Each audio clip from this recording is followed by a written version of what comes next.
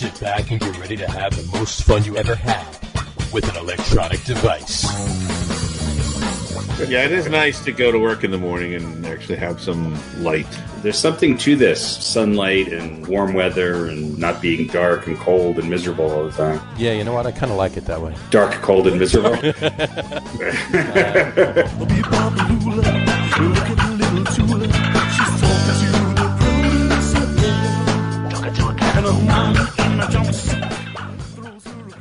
All right, everybody, welcome out to the Log Room. It is Thursday, special Thursday edition. Well, it's not a special Thursday edition. It's just a delayed Wednesday, Thursday edition of the Log Room Sports Podcast. Jersey Johnny coming at you with me, as always, is none other than Mr. RadioPete and Mr. Harry Lug Nutz. Say hello, guys.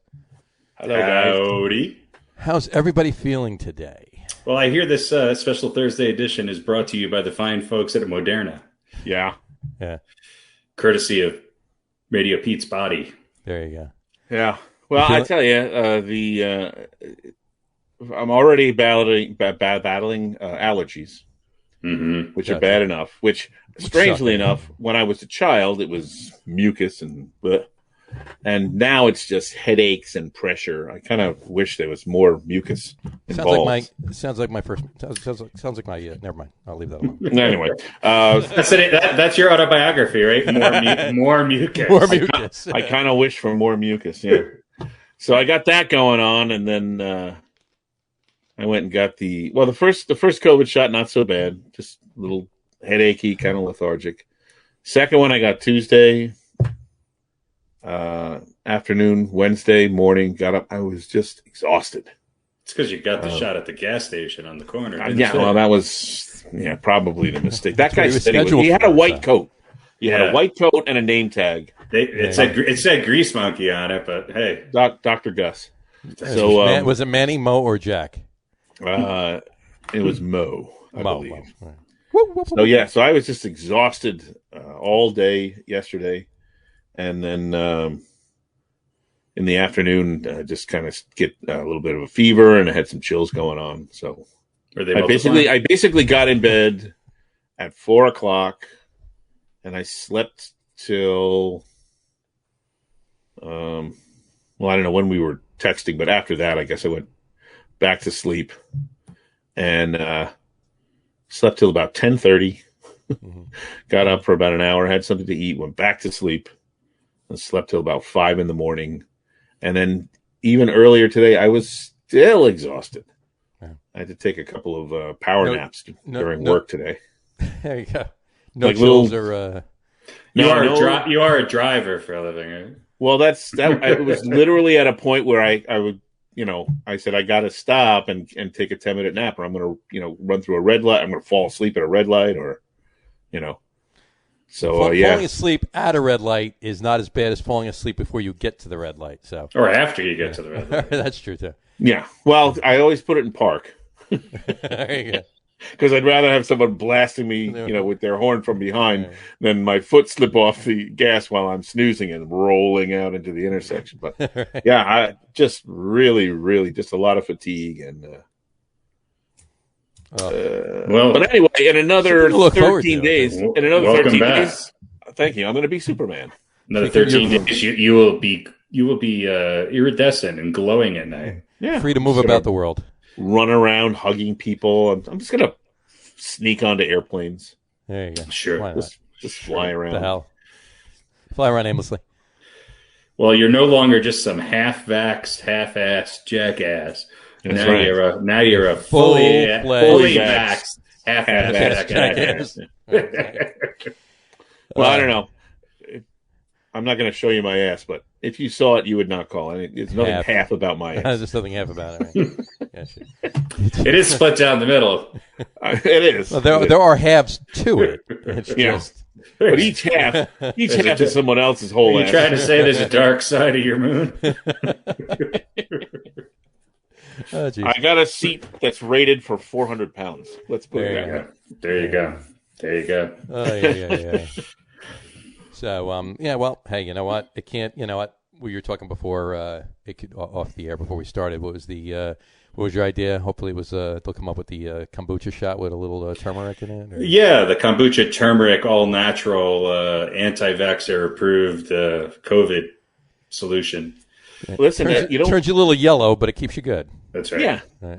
That's thinking about, because they're already talking about booster shots, right? And once a year, maybe next year or whatever. It wouldn't surprise me if there was some sort of a drink or something that they came up with that you could, drink 2 of these every month, or every 3 weeks have one of these. And, it's called the Negroni. And exactly. And ironically, it's not covered under your prescription plan, and it costs you $300 per. So. Yeah. The Negronis, no, they're about $12 if you get a good one. Well, it depends on where you go. Yeah. Sure. Yeah.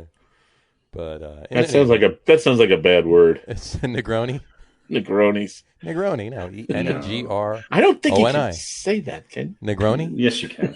You can say Negroni. It's a pre-dinner drink in an entire country. So it's gin and crap. Vermouth and Campagna and bitters and Campari. Campari. Gin and Campari. You had me at gin. Gin and Campari. Do you ever have straight Campari?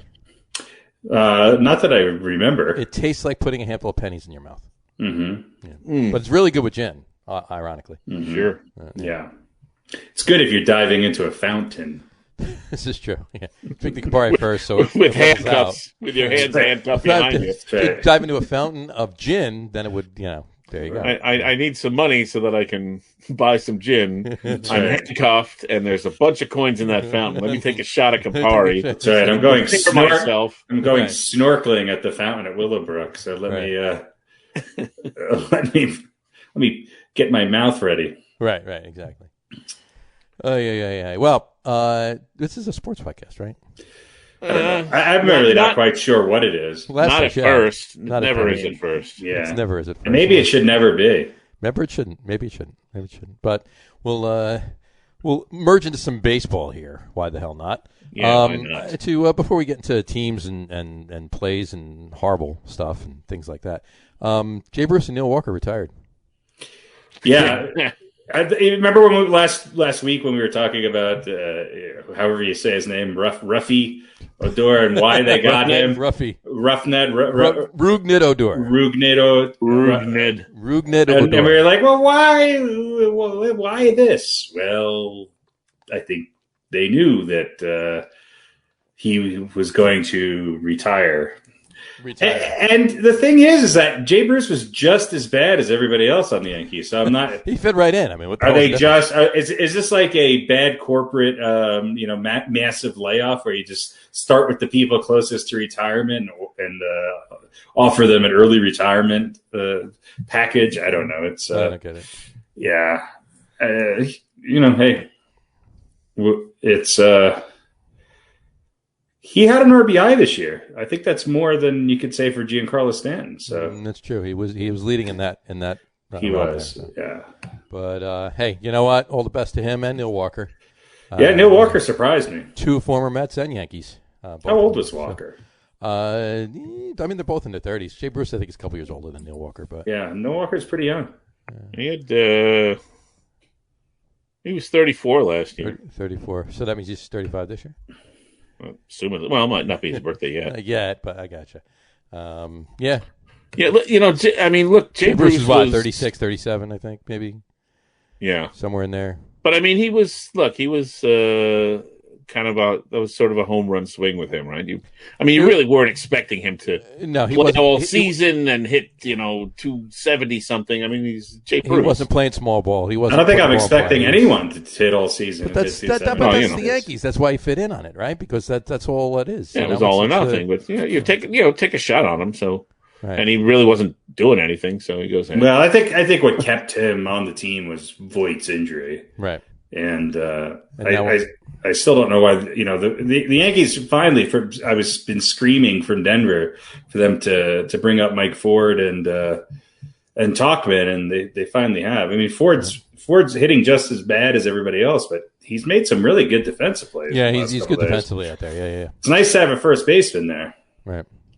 Yeah, it is. And then you could have DJ LeMahieu play every position yet the one he's supposed to play for everyone who sucks everywhere else in the infield. Can he pitch when Garrett Cole is not, though? That's the question. You know, I can't imagine him doing any worse. I don't know. I mean, the Yankees pitching at times has been okay. It's not like their starters are getting blasted. It's just that they're being taken out in the fourth inning. And Chad Green, I think, has played more games than Aaron Judge. Maybe they should get Seth Green to play. Maybe. It might work. Who knows? No, I feel bad, though, because you follow two teams, right? You follow the Yankees, and Harry, of course I'm talking to. You follow the Yankees, and you follow your hometown Rockies. Big win last night. Big win last night. Absolutely. Yeah, But I think if my memory serves me correct, they split with the New York Mets. They did.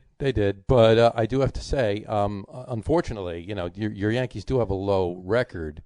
But the Rockies are still worse. It's the second lowest in the league, and the Rockies are the lowest. But hey, look, the Rockies have also, I think, played the Dodgers 14 times already this year. The Rockies have played. I thought they played, except for the two against the Mets, they play the Rockies every other game. They play the Dodgers every other game. Yeah, they're going to have a very easy second half schedule. And look, whatever it's.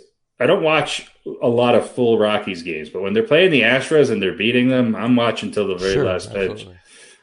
Well, there's a lot of parity going on right now. All the teams that you thought were going to everybody's hovering around 500 except for the Dodgers. But there's some surprise teams so far. I mean, Milwaukee's in first place. I don't think anybody saw the Brewers sitting there right now, although they're not. What are they? 10-7, 11-7. So it's the Brewers are 11-7. Yeah. It's early, but Well, look, no one was expecting Boston. I think. No. To be where they are. Tampa Bay, I think we were all expecting not to be as good as last year. They lost a few people.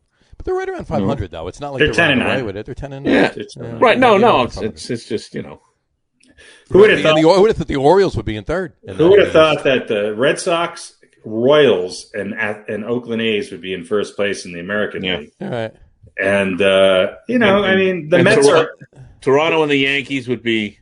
Right, in the cellar, at least for now.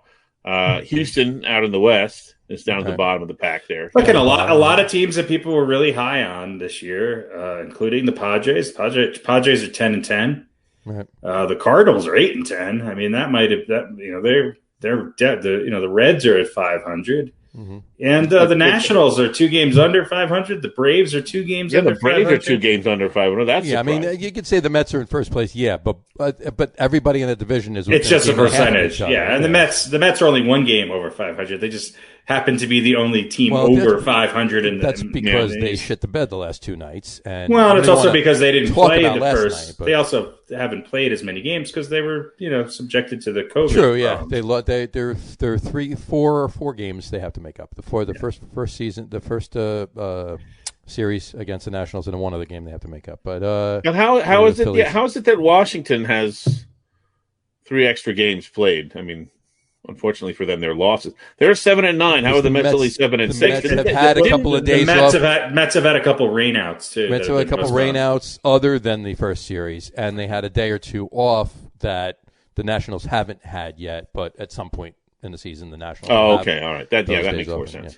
Yeah. So how did Washington make up games that were not against the Mets? Because I wasn't aware of them missing any other games. There was 6. There was 3 other. There's 2 other rainouts or 3 other rainouts and 1 snow out, and they made up 2 of those games. So there's 1 or 2 of those games they have to make up, and then there was 1 or 2 off days. Yeah, shouldn't Colorado and Chicago just be on the road the first 2-3 weeks of the season? They usually are. You would think. They usually are.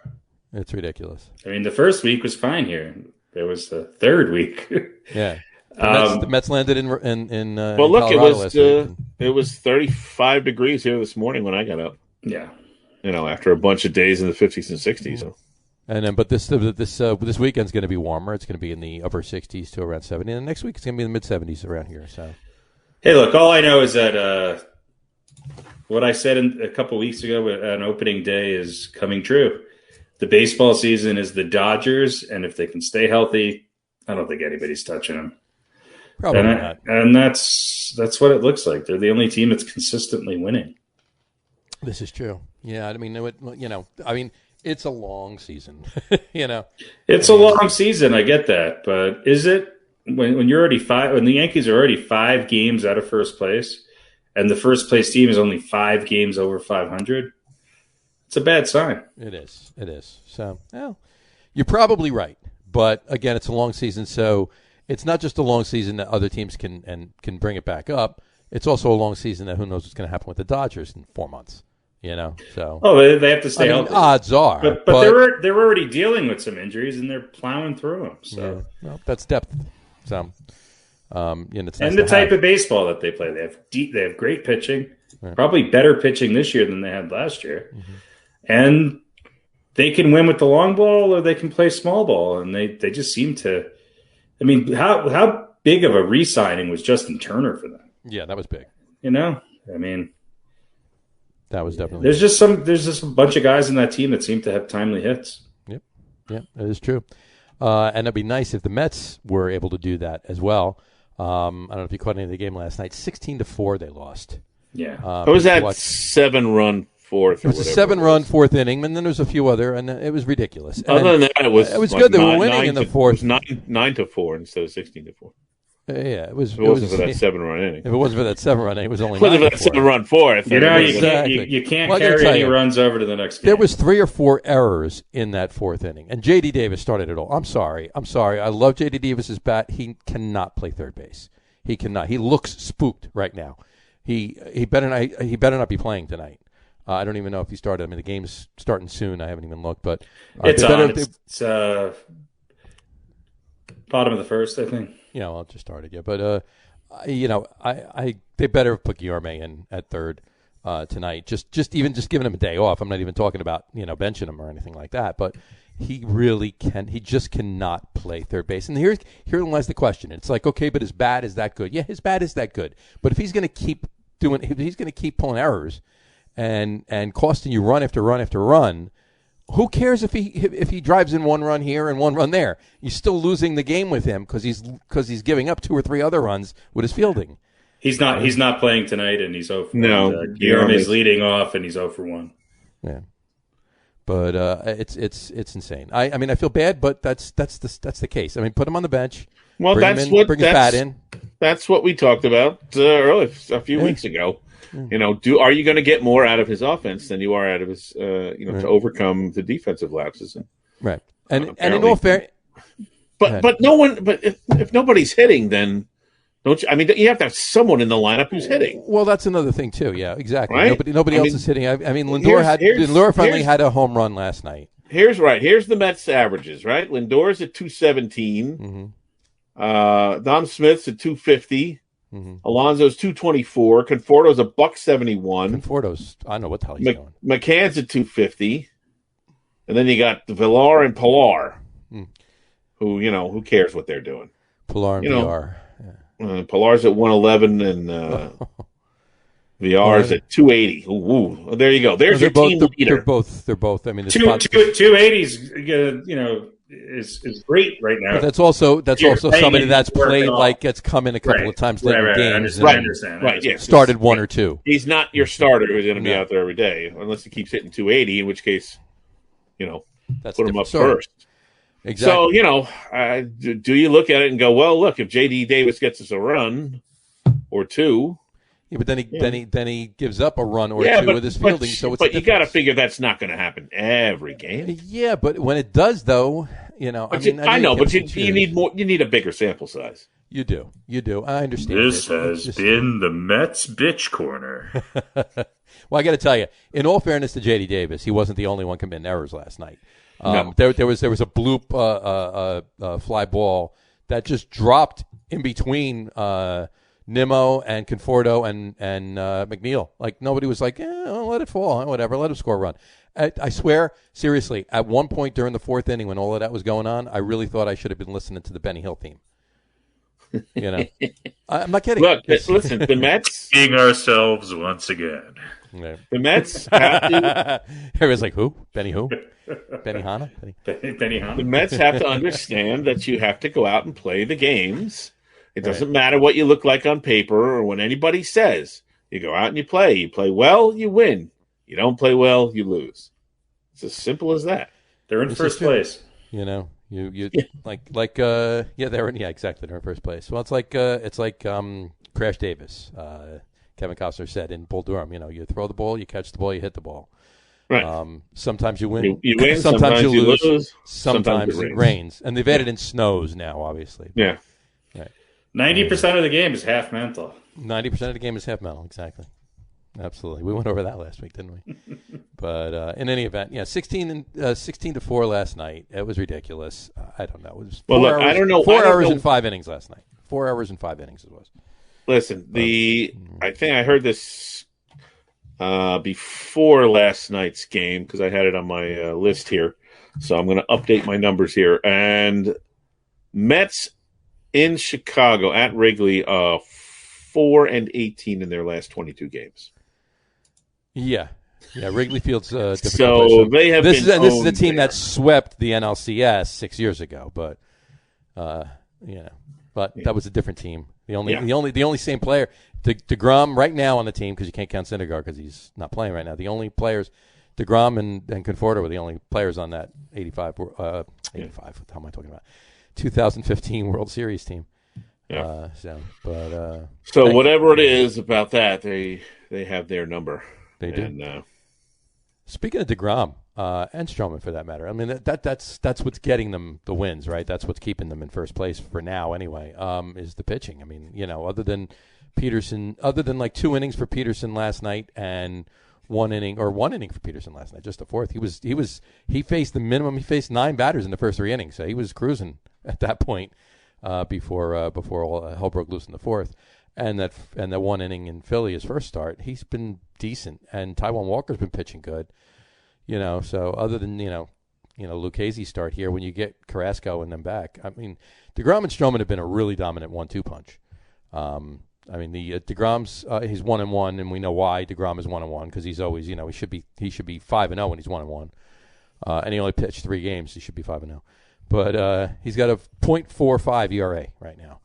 And he pitched to an opponent's batting average of 162. And Stroman is 3-0. He's got a .89 ERA. Well, that's all great, but what's everybody else doing? Nothing. That's the problem. Nobody's hitting anything. That's everybody else is. Taijuan Walker's not as good, but he his numbers are in there, and these bats just got to start. It's a little cause for concern. Yeah, Lindor got a home run last night, so he got his first home run as a Met, but. He, it's a little cause for concern. $341 million man, hitting what's he hitting? What you saw at 178 or something like that. Yeah, he's never been a big average guy. I mean, he started off his career that way. Yeah, but he's a 260, 270 hitter the last. Now his power has significantly gone up since then. And also his averages traditionally, and I looked at it too. He's a slow starter. He's a slow starter. April has sucked for him, and then he kills it. He's a slow starter. Well, I wouldn't worry too much about Lindor. He knows how to catch the ball and throw it to first base. You got a guy at first base who can catch it. You're way ahead of some teams. Yeah.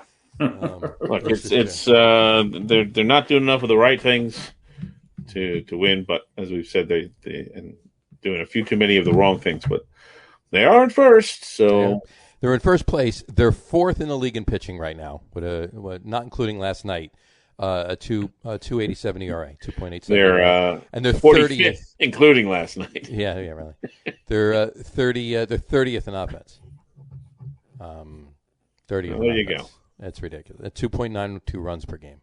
But what are you going to do? They got to. Should they be worried? It's a long season. Yeah. So you're saying no. They shouldn't be worried. No one should be worried right now. Yeah. Listen, you got to give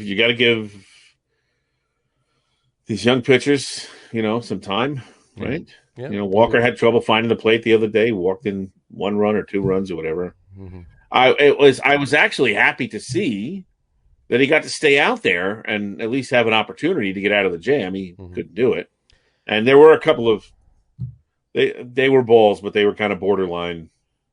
Pitches that could have been called third strikes, and that didn't help him out. But I was kind of happy to see somebody actually getting an opportunity to work out of a jam, but it didn't work out for him, of course. Yeah, that was good too. But I mean, you got to give these guys time. I do think, but to your point though, there were a couple of borderline ball strike pitches thrown on Walker's behalf, but those same pitches were strikes for the Cubs pitcher, and that's what Ross came out and argued and got thrown out of the game for doing. Yeah. I mean, he was squeezing the strike zone for Taijuan Walker. It was clear that he was doing it because he didn't just do it once. We have gone almost a half hour before John has complained about the umpires. This is a new record. We're 1 minute under a half hour. Pete brought it up. I didn't. Pete brought it up. I goaded him into it. He brought it up. I didn't. Well, John, there were a couple of pitches that might have been strikes. I'm not saying the umpire was being unfair, but well, get these guys. And the other thing is, look, the umpires only make bad calls against the. It's true. Mets and the Giants. Yeah, but if you're Taijuan Walker and you head out to the mound and you know your team has not been scoring, right? That puts a little more pressure on you, right? Of course it does. I got to be good. I got to be better. I got to be nearly perfect. Right. I can't give up more than a couple of runs, and that can be very unnerving. So absolutely, I get it's not even the end of April. Well, let's see how things are at the end of May. It could be worse. I mean, it's they're. Whatever. And we'll see. We'll figure it out. To the Yankees, frustrating, but not time to get crazy yet. This is true. To the Yankees' point, what Harry was talking about before, it's the second. It's the worst record in the AL. It's tied for the worst record in the American League. But they have their team batting average through 15, 16 games or whatever is the lowest it's been since 1972. I mean, it's quite obvious. I mean, Harry, what do you think about that? Didn't they win the championship that year? In 72? No. Did Harry freeze? Or is he just really, really still and concentrating on something that he's looking at? I think he's frozen. You think? Like legitimately frozen or just a screen? Yeah. No, I think he's. Well, hopefully it's not a physiological activity. It's like because they're up. No, he's gone. Look at that. All right, he's going. He's gone. Is he coming back? Now we can talk about the Yankees. Now we can talk about the Yankees. It's the lowest to be. Not there. He's back. What the hell happened there? Oh, my Macintosh equipment just loves this Chromecast broadcast. Gotcha. Every once in a while, it just decides to go off the. Reminds you that you're. Reminds you that you need a new. Reminds computer. you that you're using something not made by Apple. That's right. Yeah. Exactly. But I just said before, I don't know if you heard me when I said it before, the Yankees batting average, the team batting average right now through 15, 16 games, whatever, it's the lowest it's been since 1972. Yeah, and that was not a good year. Yeah. Look, the Yankees, I think the same issues that the Yankees had last year, they're having this year. Right. And it's I think, a little bit more obvious because they don't have, they're missing some of the guys that performed last year, like what's his name at first base is out. And so you don't have his bat there right now. You don't have some of the consistencies that you had otherwise. Aaron Judge and Giancarlo Stanton are waving in the wind half the time. And Gary Sanchez looks back to he had a chance to win the game the other night with two men on and 2 outs, and he struck out on 3 strikes. Yep. They're just not hitting the ball, and I think that there's some, look, Torres isn't running out balls. You got Aaron Hicks; he's in some sort of funk. I don't really know what's going on there. And you got people like Odor who's hitting 111, who playing second base. It's just this stellar lineup doesn't look so stellar right now. No, because other than LeMahieu, and even LeMahieu's not typical DJ LeMahieu. I mean, he's had some bad strokes of luck here and there. He's still hitting almost 290, right. But they just can't seem to manufacture runs when they need to, and they're not hitting the long ball. No, they're not, and that's what they hang their hat on, right? But and here's another thing too. You hear all these interviews. You hear an interview with Boone. You hear an interview with Cashman. You hear Judge said it yesterday in an interview the day before. We know what the talent is on this team. We know what the talent is on this team. We know what the talent is on this team. All right. Well, I mean, there comes a point in time where, is it really?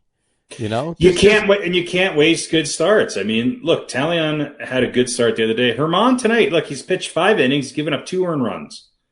Now the Yankees have given up 3, but these are games that you need to be able to score more than 4 runs. If you could, if your starting pitching is going to give you 5 strong innings of 2-run baseball, then you have to win games. Right. And didn't they shake up the lineup the other day? And they shook it up today again, too. You got Brett Gardner leading off. LeMahieu's batting second. Judge is down to third. And Mike Ford is hitting cleanup. You got Torres moved and Aaron Hicks moved down, which I agree with the Hicks move. You got to move him out of that third spot. And they moved Torres, around, too. Sanchez isn't playing today. You got Higashioka playing. What do you do with Torres, Hicks, Odor, and Frazier and Ford? How do you line up? You put them all up at once and see maybe Well, a couple of 111s, a $194. What do you do with those guys? We need Luke Voit back because that settles everything else in the infield. I still think, and I know people don't agree with me, I still think that Miguel Andujar is a better, third baseman in some ways. And when he gets back, where do you put him?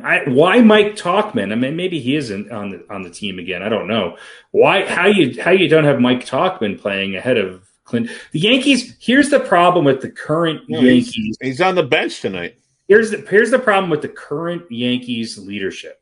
They are so stubborn to admit that they are wrong on some of their so-called homegrown players, and that includes Sanchez. It includes Frazier. And Torres. Well, I think we're, to that point, I think that they thought they were having, go back 4 years, right? The baby bombers. They thought they were having the second coming of the core 4 and everything else back in the 90s. And that's where it is, and they got to bring that along because this is what it was. It was baby bombers. It's this is the new core 4. And it's not working. It's not. Well, but I will say that's an unusual situation because it seems like every year there's somebody on the Yankees who comes out of nowhere and has a great season for that season, and that's it. True. Right. But this year there's nobody doing that. And here's the thing, when did the Yankees play the Astros? And was that last year when Chapman gave up the home run, or is that 2 years ago? 2 years ago. 2 years ago. That team could have easily gone to the World Series and maybe won. Okay. Oh, if the Yankees played the Nationals, I have a feeling they would have. Last year, they just could not solve the Rays, and that's carrying over to this year. And the Rays are not even as good a team. Right. But there was a couple games there where it could have went either way, and you started to see this inability for them to hit in big situations and a lot of strikeouts. And 2 years ago, that Yankees team would work the count. If they would make every pitcher earn, they ran up the pitch count so that they could get to the bullpen, and that's when they always had the ability to kind of come back and win games. Their bullpen against somebody else's bullpen, I'll take the Yankees' chances. They just don't have the kind of clutch players that they need right now. And look, I love Aaron Judge. I think he's great. He has not proven to me to be the clutch player, and he's not even the defensive player that he was 2 years ago right now. I'm not saying he's not a bad defensive player, but there's a reason why he's DHing, and you're trying to get multiple players into the outfield when you're trying when your best bet is to get Brett Gardner and Clint Frazier into the outfield with an Aaron Hicks who's hitting 164, it tells you something. Right. And I just. Yeah, just following along this inning here. Hicks gets up and hits a single, right? Gleyber Torres, I think, sees one pitch and flies out. Odor sees 3 pitches and flies out. No, you're right. Nobody is like working the count. I mean, they're just if there's strikes, you gotta swing at them. Of course, if you throw a breaking ball of any kind to Giancarlo Stanton that is anywhere near the outside of the plate, he will swing at it. And if it's down low, the chances of him getting it are zilch. Yeah, he can't go down low and get a ball up. And this is a guy who you built this team around him. He's been the biggest offseason signing the Yankees have had, other than Cole. But field player, he's been the biggest position player since A-Rod. Yeah.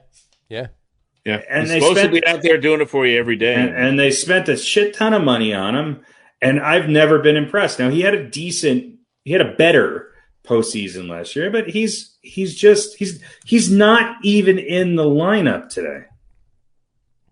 Needs a day off. If your best hitter can't be if these so-called big guns can't be in the lineup every day, what is he, tired from DHing? Sure.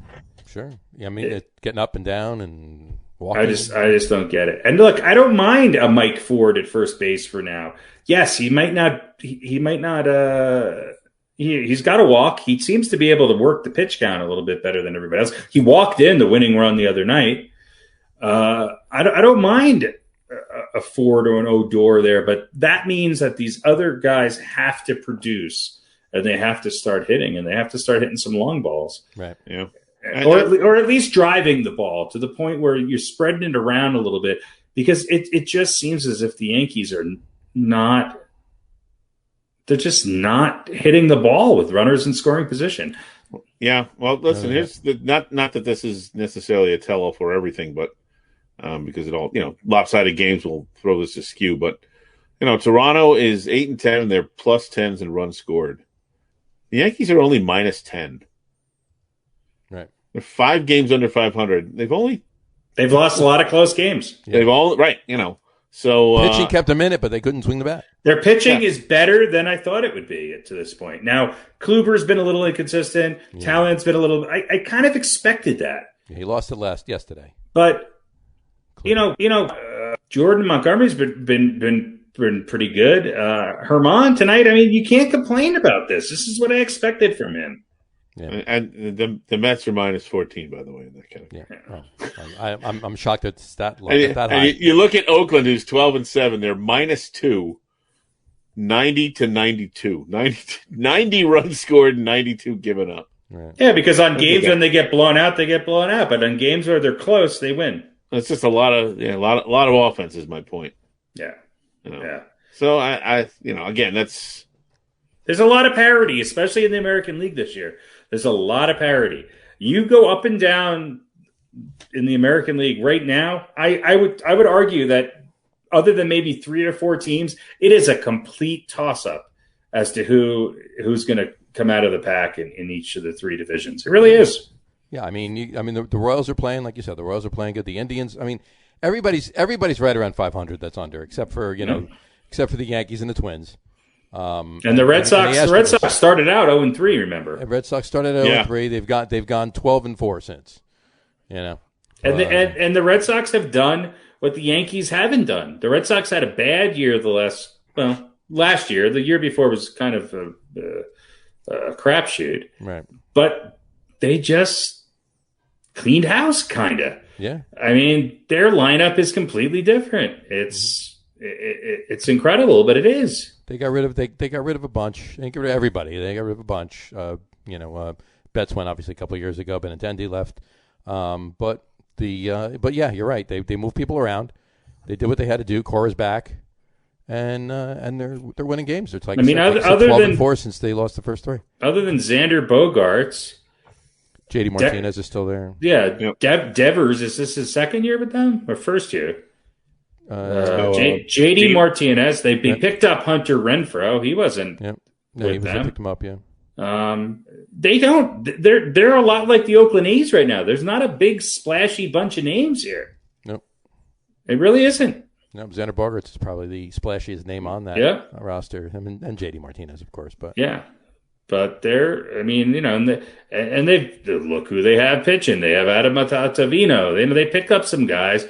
the other thing too is Adam Ottavino's pitching and Nathan Eovaldi's pitching too. I know. Yeah. I'm watching. Who was I watching the other day?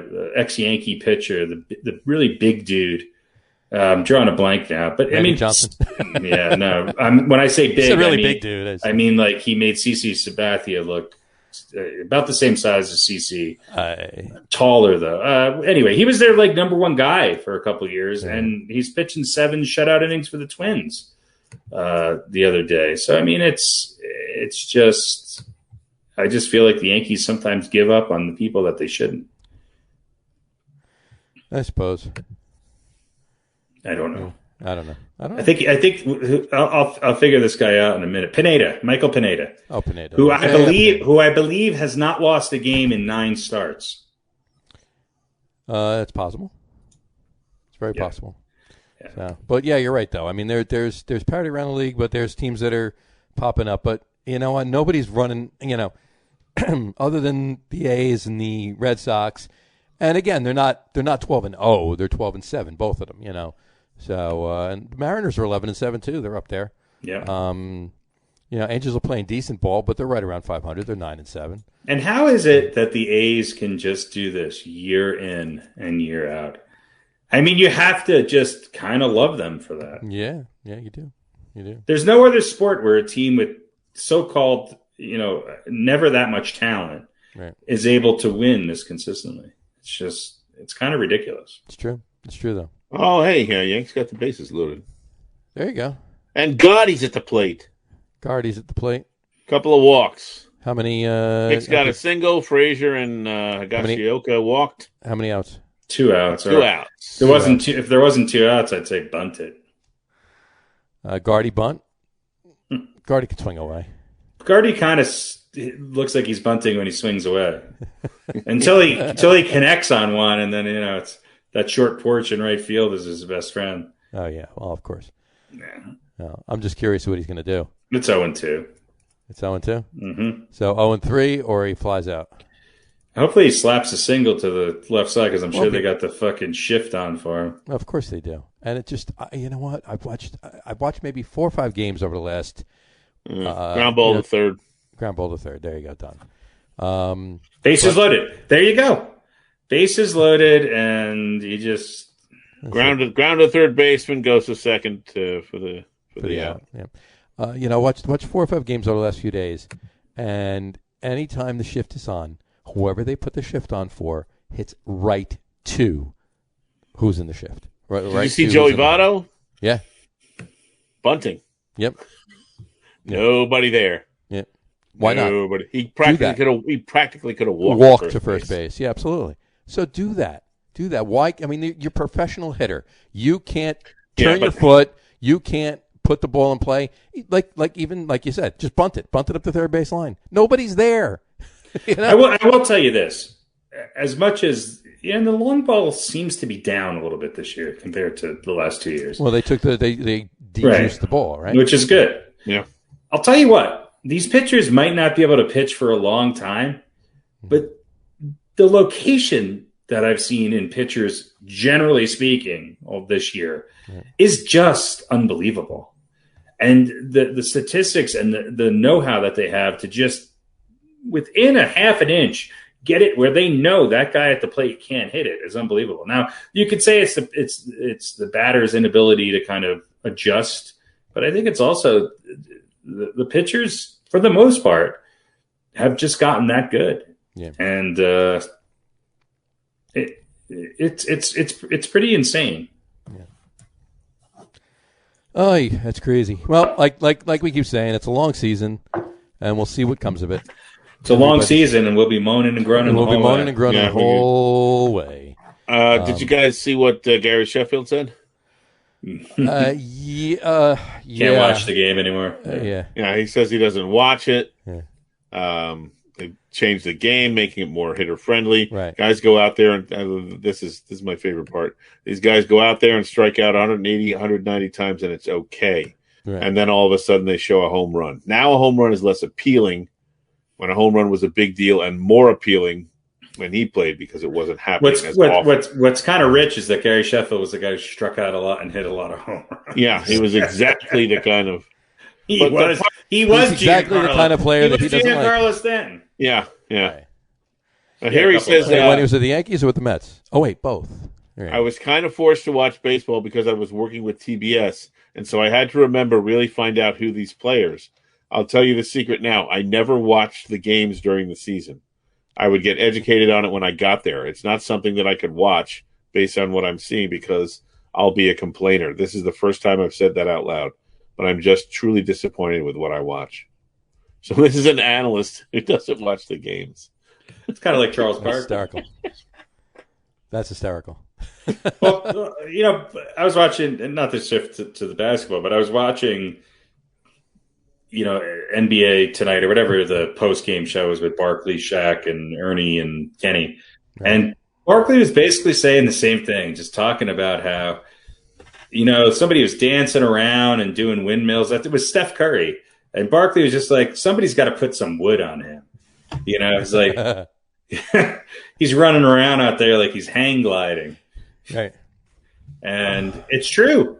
It is true. And I think a lot of it, it's like the other day in baseball, you could tell. So the ball slipped out of somebody's hand and somebody got hit by a pitch on their hand. And you could tell he was definitely, it was not in his best interest to brush him back at this point. There was no sort of, hey, I'm going to, throw at this guy. It was just a bad pitch. And of course, the announcers and everybody and the umpires back in the day, it just would have been like, take your base and all right, next pitch. Right. It doesn't have to be a warning and a big. It's just Nolan Ryan would have pitched 300 less innings if he pitched in today's game.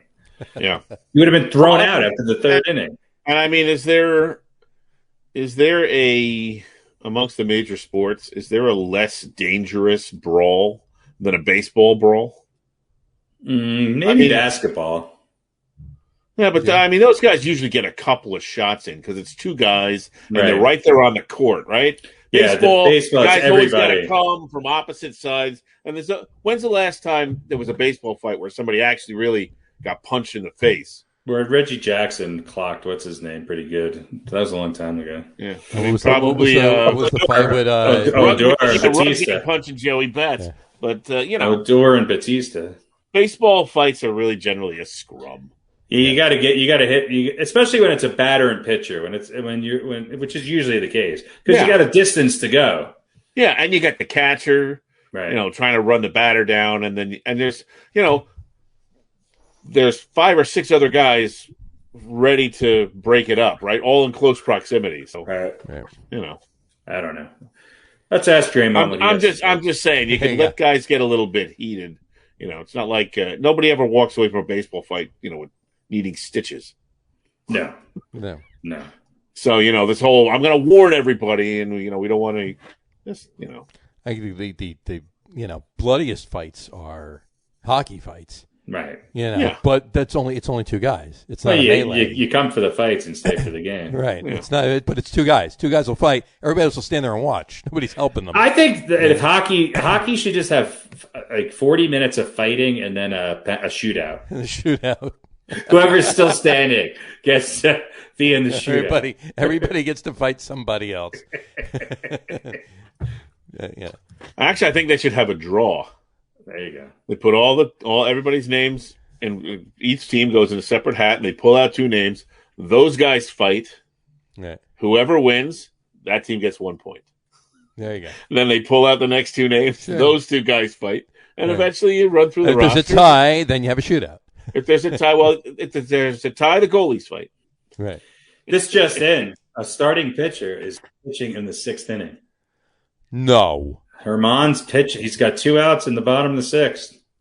That's insane. There you go. What do they think of next? I don't know. Let's hope he gets his 3rd out. It's insane. It's ridiculous. But hey, again, like we said, long season. We'll see what happens with it. A long season. It's a long season. Couple of notes here. Mets wise, DeGrom's career ERA right now is 2.57. Seaver's career ERA was 2.57. Coincidence? Nothing. No, Silence. mathematics. Mathematics. Is that right? Sometimes people who do the same thing do it the same way. Look at that. Up until yesterday, Nimmo had the second longest on-base streak game-wise, 24 games, to Mike Trout's 32. Finding Nimmo. Finding Nimmo. But he got a goose egg yesterday, so that's it. No dice. Here's a question for both of you. Should Pete Alonso defend his home run crown at the Derby this year? Who cares? Or should he not? Or should he sit out? What do you think? I personally think he should do more with the bat in a game. I think they should do what the NBA did and find the most obscure players who don't play for the dunk contest and have the guys who can't hit home runs go in the home run derby. The home run derby. Yeah, then some guy's going to win with 3, you know? Like the whole thing. He's going to 3 total of all the rounds. That's right. But I think he should. Yeah, I guess he should. He says he's in for it. He's ready. You know what? If he's invited, he's going. He said that's what he said. Well, now listen. I've heard plenty of guys say that it screws up your swing. Right? It didn't screw his swing up 2 years ago when he hit the most home runs by a rookie. Yeah. It's the same thing as they do in batting practice. I can't imagine it screwing up your swing. I don't know. I guess it's just the number of times you go up there, and it also helped him too. Because look how he did it. He went up later, and didn't hit. He didn't have to hit. He was going up against Vladimir Guerrero Jr. And Vladimir Guerrero Jr. hit like 900 home runs, but by the time he got to face Pete Alonso in the tired. Finals, he was exhausted. Yeah. So Pete Alonso hit 14, bing, done. You know, I'm not taking anything away from Alonso by any means. Vlad Jr.'s lost a lot of weight in the offseason. Right. Yeah, he did. So he looks. I would say he looks like Cecil Fielder now. Is that right? I don't know. Does it matter? Cecil Fielder's son still playing? No. Does it matter if Alonso is retired? If he's hitting well, should he do it? And if he's not hitting well, he shouldn't. I don't think it. You know what? I don't think, like Harry said, I don't think it really matters unless he's going to. Because even if he goes and he plays and he gets tired, unless he pulls something in his shoulder or his arm. No, it's been 2 years. Who cares if he's tired for a couple days? It's been 2 years. Which means he's gonna go over in a game or two after the All-Star break, and then he'll come back. Whatever. But this is the Mets we're talking about, though. Those kind of things happen, John. This is true. There hasn't been one since 19. So that's it. So that's why it's his title. Yeah, I would say unless he's hurt, he might as well go. Might as well. I think they should have an old timers home run derby. Why not? I think they should. I think you're right. So you hit off a tee. Hitting off a tee. All right. Well, on that note, should we get to our top 10? Sure. Our top 35 list. Our top. It's a lot. Folks, today we're doing something different. We're not going to give you our top 10 list. We're going to give you a top 10 list, I should say. It's going to be the top Mets of all time by position. We're going to go through the first team, and then we'll read off the second team. We did both. But we'll go through the first team first. The top Mets of all time by position. So let's bring that up. And we'll start off with catcher. How about that? Why don't we start off with catcher? Number 1, or there's really not a number, but we're going to start off with catcher. Of course, that would be Mr. Mike Piazza, our first team catcher for the Mets all-time list on this podcast tonight. Mike Piazza, Michael Joseph Piazza. He was. I'm only going to say this for this one because of how it went down. He was drafted in the 493rd round of the 88 draft. Anyway, now he was drafted as a favor to his father from Tommy Lasorda, and he wound up in the Hall of Fame. But 12-time All-Star, Rookie of the Year, 10-time Silver Slugger Award. His Mets number 31's retired, member of the Hall of Fame. And on and on. You know the drill. But Mike Piazza's our catcher for this list. Like I said, we have a second team. So you guys want to say anything about Mikey P? One of the best mullets of all time. There you go. Especially when he frosted the top of it, right? Yeah, wasn't even close. This one was a no-brainer. This was obvious. Yeah, a lot of these are really a lot obvious, of these were obvious, but yeah. So there you go. Except that Gary Carter's postseason play was pretty epic in '86. Yeah. It definitely was, and this one was it was close in that regard, but overall, no. This is. I don't think any of these were really close. The Mets, unlike a lot of other teams that have been around a lot longer, there's so few great players. Well, that's not necessarily true. I just mean that they've had some really great players, and it seems most of these positions, I think we all agreed. I think on almost all of them, with the exception of maybe one. But one or two, yeah. But there you go. Our catcher is Mike Piazza. We'll move to first base. And, of course, it's Keith Hernandez. Keith Hernandez is he played for the Cardinals for the first 10 years of his career, and he was traded to the Mets, played 7 years for the Mets. It was a perfect timing, perfect acquisition. Finished his career with a season in Cleveland. But 5-time All-Star, 2-time World Series champion in 82 with the Cardinals, and in 86, of course, with the Mets. He was the NL MVP in 79 with the Cardinals, but 11-time Gold Glove Award, 2-time Silver Slugger Award, batting champion 79, Mets Hall of Fame. Keith Hernandez was the benchmark for first baseman, at least at the time, and going forward, but especially with the Mets. There's been a lot of decent first basemen with the Mets, but Keith Hernandez was two good first basemen in those years in New York. That's for sure. This is true. Yeah, very true. Very true. One retired a year too early. Well, yeah. And then I think Keith Hernandez is the only Mets to ever be on Seinfeld, right? Yeah, he was. He was the only back into the right. Back into the right. Exactly. I wonder how his date with Elaine was actually. But I think his date with Jerry was more exciting. There you go. So first baseman. Keith Hernandez. Keith, anything on Keith? Maybe certainly amongst the best pickups the Mets ever made. Yeah, definitely one of the best. They seem to know how to pick up first baseman. They do. Yeah, they do. There you go. First baseman Keith Hernandez. We'll move to. They made a lot of bad calls and getting players, but Keith Hernandez was not one of them. Keith Hernandez was not one of them, right? All right, we move to second base, and it's Fonzie, Edgardo Alfonso. Edgardo Antonio Alfonso. He was with the Mets for the first 8 years of his career, and then he was with the Giants for a few years and jumped around a little bit after that. Angels for a year, Blue Jays for a year. Went to Japan after that. He managed up until a couple of years ago. He managed the Mets minor league team in Brooklyn. Won the championship, too, a few years ago, right? And then unceremoniously, the Wilpons fired him. So, which is par for the course, typical. So, in any event, he was definitely, his glove was amazing, and his bat was even better. This again wasn't really close. Fonzie's definitely by far the best second baseman the Mets ever had. He was part of that best infield ever in baseball, but for the Mets in '99 with what you call John Olerud at first and Ordonez at short and Ventura at third. But that was, and statistically still to this day, the best infield ever in the Major League Baseball. But Fonzie, just a great second baseman all around, hitting, fielding, everything. He did it all. He started, blue collar, worker guy. Absolutely.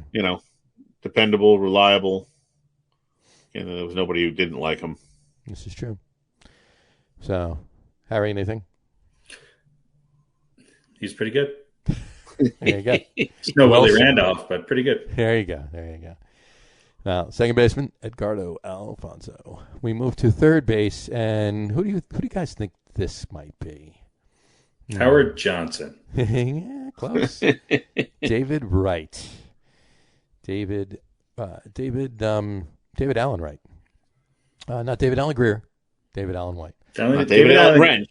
David Allen Greer was a good DH for many years. He was for the Inland McCullough team, but he was with the Mets his entire career. Never was on another team.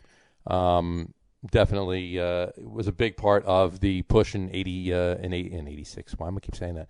In 2006, when for all intents and purposes, the Mets should have gone to and won the World Series, but and definitely came back in 2015 after being out for a couple months and helped out with the push to get to the World Series in 2015 too.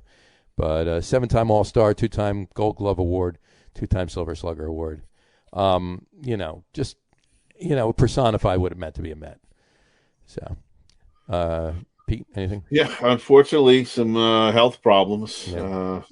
It just took a lot of time, took a lot of him out of the game for a lot of time. And, he did his damnedest to find ways to deal with it, with surgeries and all sorts of holistic treatments and stretching. And I think he would spend like 2.5 hours stretching before a game just to kind of get his back loose. But great player nonetheless. And, pretty easy call for David Wright.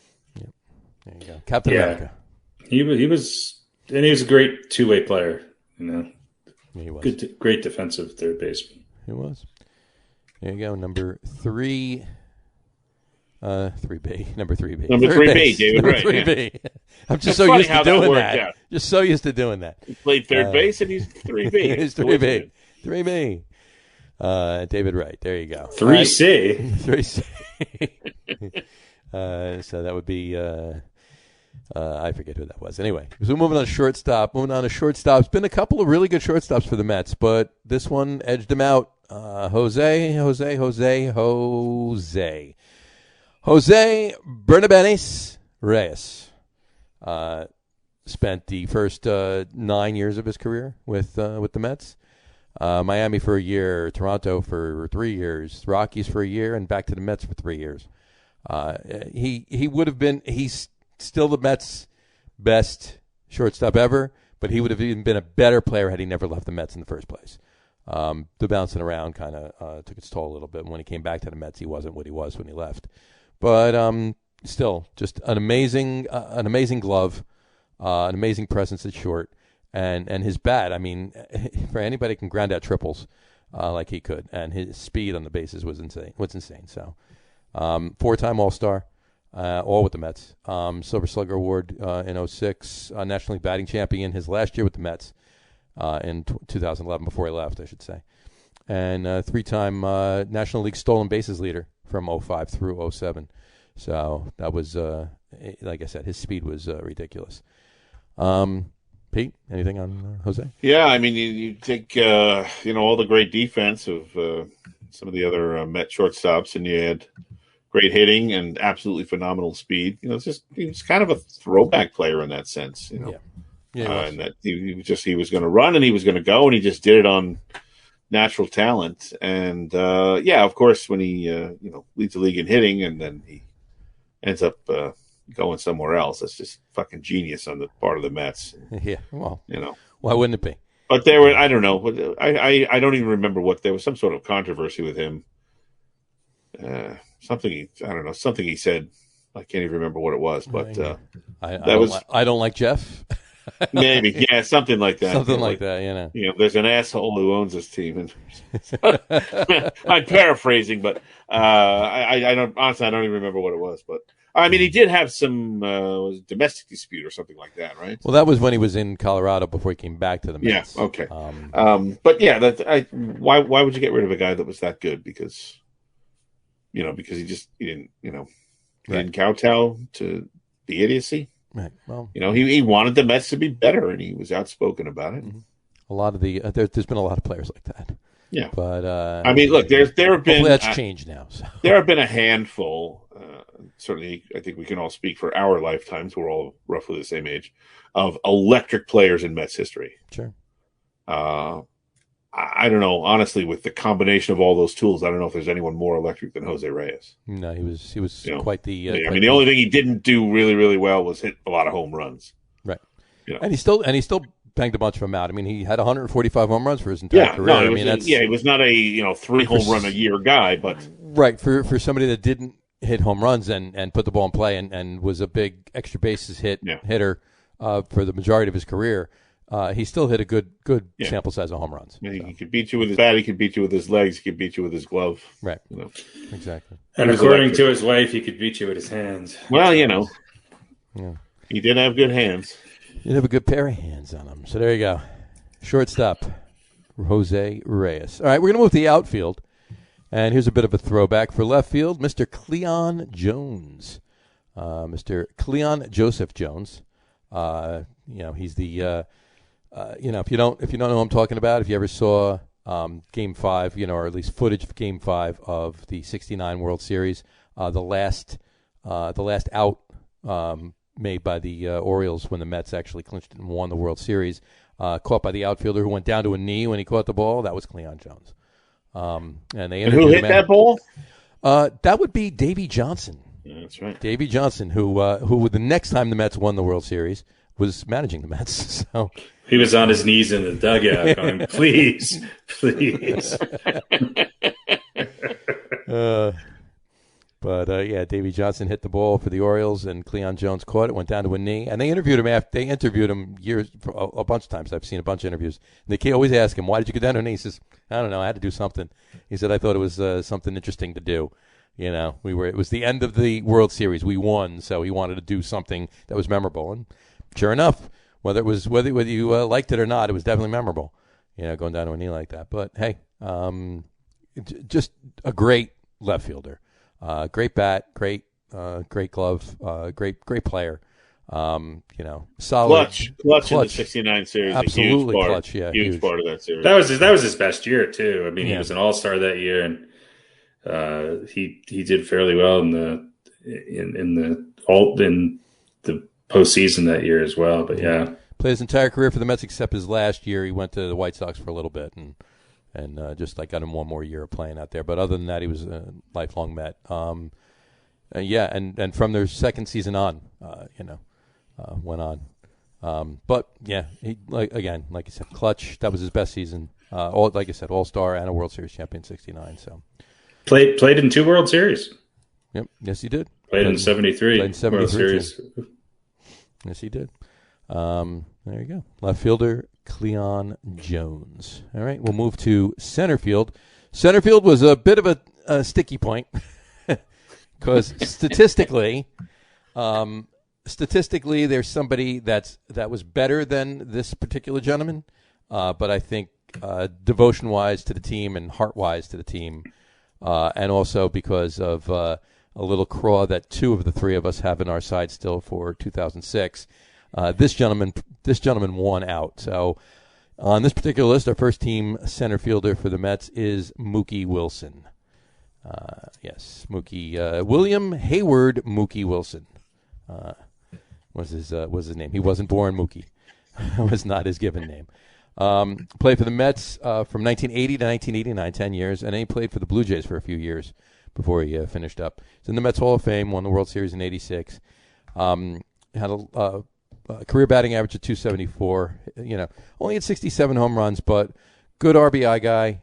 Good play in center field, and if for nothing else, the little dribbler up the first base line that went through Buckner's legs, scoring Ray Knight in Game 6 of '86. That gets the man, the center field, first center field position. Yeah, he was not statistically the best center fielder in Mets history. That wasn't much of a contest if you simply look at it that way. He was consistent, though. He was consistent, and he meant more to Met fans. And, of course, he was involved he hit what should have been an out. And, look, Buckner never should have been out there in the first place. No, he shouldn't in that situation. Because he got hit, right? Aguilera hit him, right? I believe somebody hit him with the ball. I think it was Aguilera that hit him. Yeah, well, his knees were shot. He never should have been out there. Buckner's knees were shot. Yeah, there should have been somebody better out there playing defense, especially at that point in the game. But look, Mookie is involved in one of the great moments in Mets history, a shining moment, and that other guy is involved in one of the darkest moments. And one guy came through, and the other guy didn't. So the guy that came through gets my shot. There you go. It gets my vote for greatest. Exactly. That was a weird year in baseball postseason play because you had the collapse of the Angels, which I still think they were a better team than the Red Sox in '86. And then you had this. I mean, it was just crazy. It was an interesting postseason that year for sure.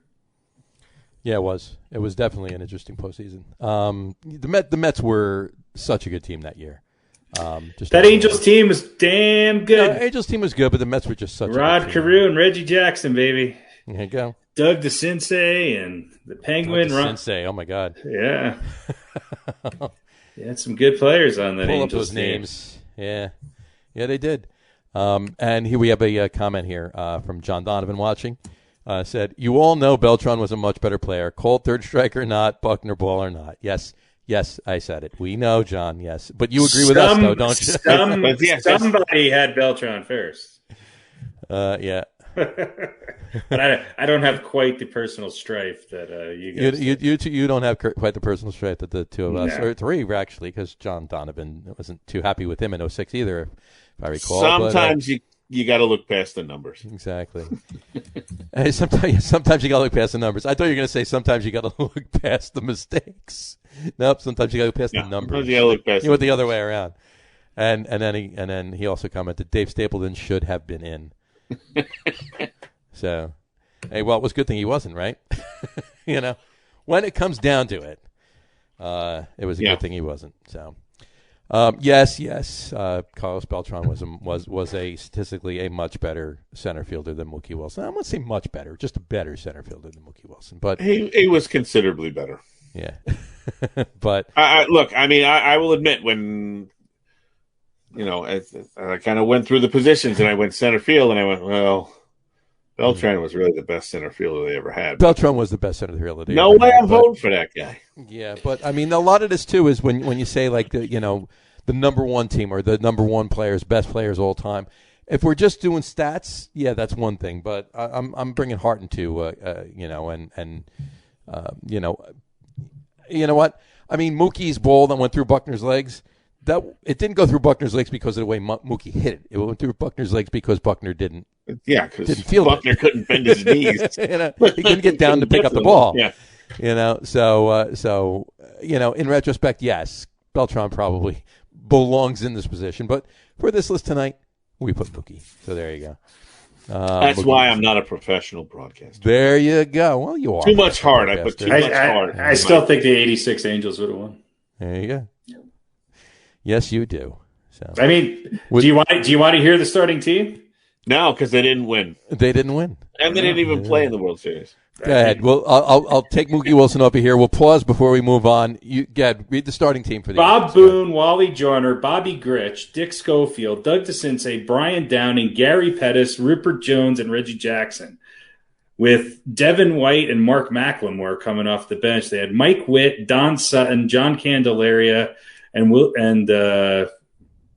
Kirk McCaskill as their starting pitchers. I'm telling you, man, if it wasn't for poor Donnie Moore, that Angels team is destined. Anyway. I hear you. Yeah, they're right up there. There was some good baseball. There was good. There was really good baseball. There was really year. Good baseball in the 80s. But that Red Sox team wasn't too shabby either, and the Mets team, that was obviously a great Mets team. It was a great Mets team. The Mets had a great team for who did 4 the Mets? or 5 years. Who did the Mets beat in the national? Yeah, Houston. That's right. Houston was in the National League then. Yep. So. I still think they're in the National League, even though I know that they're not. Still think the Milwaukee Brewers are. Milwaukee Brewers. Well, they flip flop with Milwaukee. Yeah. Milwaukee was in the American Brewers League. have switched twice in our lifetimes, right? Yeah. Yep. Yeah. Mookie Wilson. Mookie Wilson. All right, we'll move on to right field. Wait a minute, we got another comment here. Let's just see what it said. John Donovan said, Mets had a better team. Mets had a better team. And we'll never know. And he's just, for the record, he loves Mookie. Well, no, we'll never know. We do know because they won. We know. And that's the test. But they didn't play each other. This is true. So obviously the Angels were not good. They weren't good enough to get there. They weren't good enough to get there. How could they be a better team if they weren't good enough to get there? Right. So, I think I don't know. It's something of a convoluted sense of logic. Sense of logic, but it works for this conversation. It works. So. I know. All right, let's move on to right field. Right field D. I wonder who we're picking for right field. Gosh. This is Jay Bruce, right? I think so. Jay Bruce, yes. If only he'd been with the team another year, he might have a shot. I know, possibly. Darryl Strawberry, folks. Darryl Strawberry. Darryl Eugene Strawberry first appeared for the Mets in '83. Played 8 seasons with the Mets. Went to the Dodgers for 3 seasons. The Giants for a season, and then played on the Yankees for 4 years. Won another couple World Series with 3. With the another few World Series. Excuse me, I was just using it as a figure of speech. But you want to be exact? There you go. Another 3 World Series with the Yankees. In any event, and that's always a trivia question, right? Here you go. I'll give this to you. Who was the only person to be specifically, involved in one way, shape, or form with all 4 New York baseball teams? Anybody? Anyone? All 4 New York baseball teams? The Mets, the Yankees, the New York Giants, and the Brooklyn Dodgers. Obviously an older player. Mm-hmm. Who is it? Definitely Mookie Wilson. Only that. Only one person.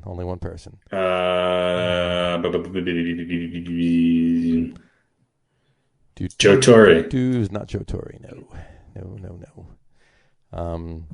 I don't know. Tell us, John. I will tell you. That would be Casey Stengel. Casey Stengel. There you go. Casey Stengel. However, Darryl Strawberry was also somebody that was involved with the Mets, the Those Yankees, 4 teams, the same teams, but the other 2 were in California when he was there. So that's all. That's the only reason I brought it up. Anyway, 8-time All-Star, 4-time World Series champion, NL Rookie of the Year in '83, 2-time Silver Slugger Award, National League home run leader in '88, in the Mets Hall of Fame. And he's a great guy too. He may have had issues, back in the day, but. Not as many as some other players. We can get into that at another point in time. But by far, with his bat and his glove in the field, the best right fielder the Mets ever did have. Pete? Yeah, Straw. Unfortunate that he had issues with drugs. Yeah. It was the '80s. Yeah, yeah, and apparently that, especially that '86 team and some of the teams there in the later '80s was a bit of a zoo in every sense of the word. It really was. It's unfortunate too because you take him, and I'll get to it in a minute. Go ahead. Yeah, you can say, "Oh, geez, what would he have done? If he hadn't, if he'd stayed clean and hadn't lost time and blah blah." But the guy still won 4 World Series. It's not like he had 3 good years and then disappeared into rehab. Right. It was amazing the way and that was it. Yeah, he dealt with it for as long as he did and was still able to play. That's kind of the thing that makes you go, "Wow, what would he have done?" Right. But he was able to, to deal with that and still be the great player that he was. Right. I agree. He was a physical specimen, and he had one of the sweetest swings I've ever seen. He really did. Yeah, and for a couple of years there, you could argue he was maybe the best player in baseball. Yeah, he was definitely one of them, if not the best position player in baseball. That was for sure.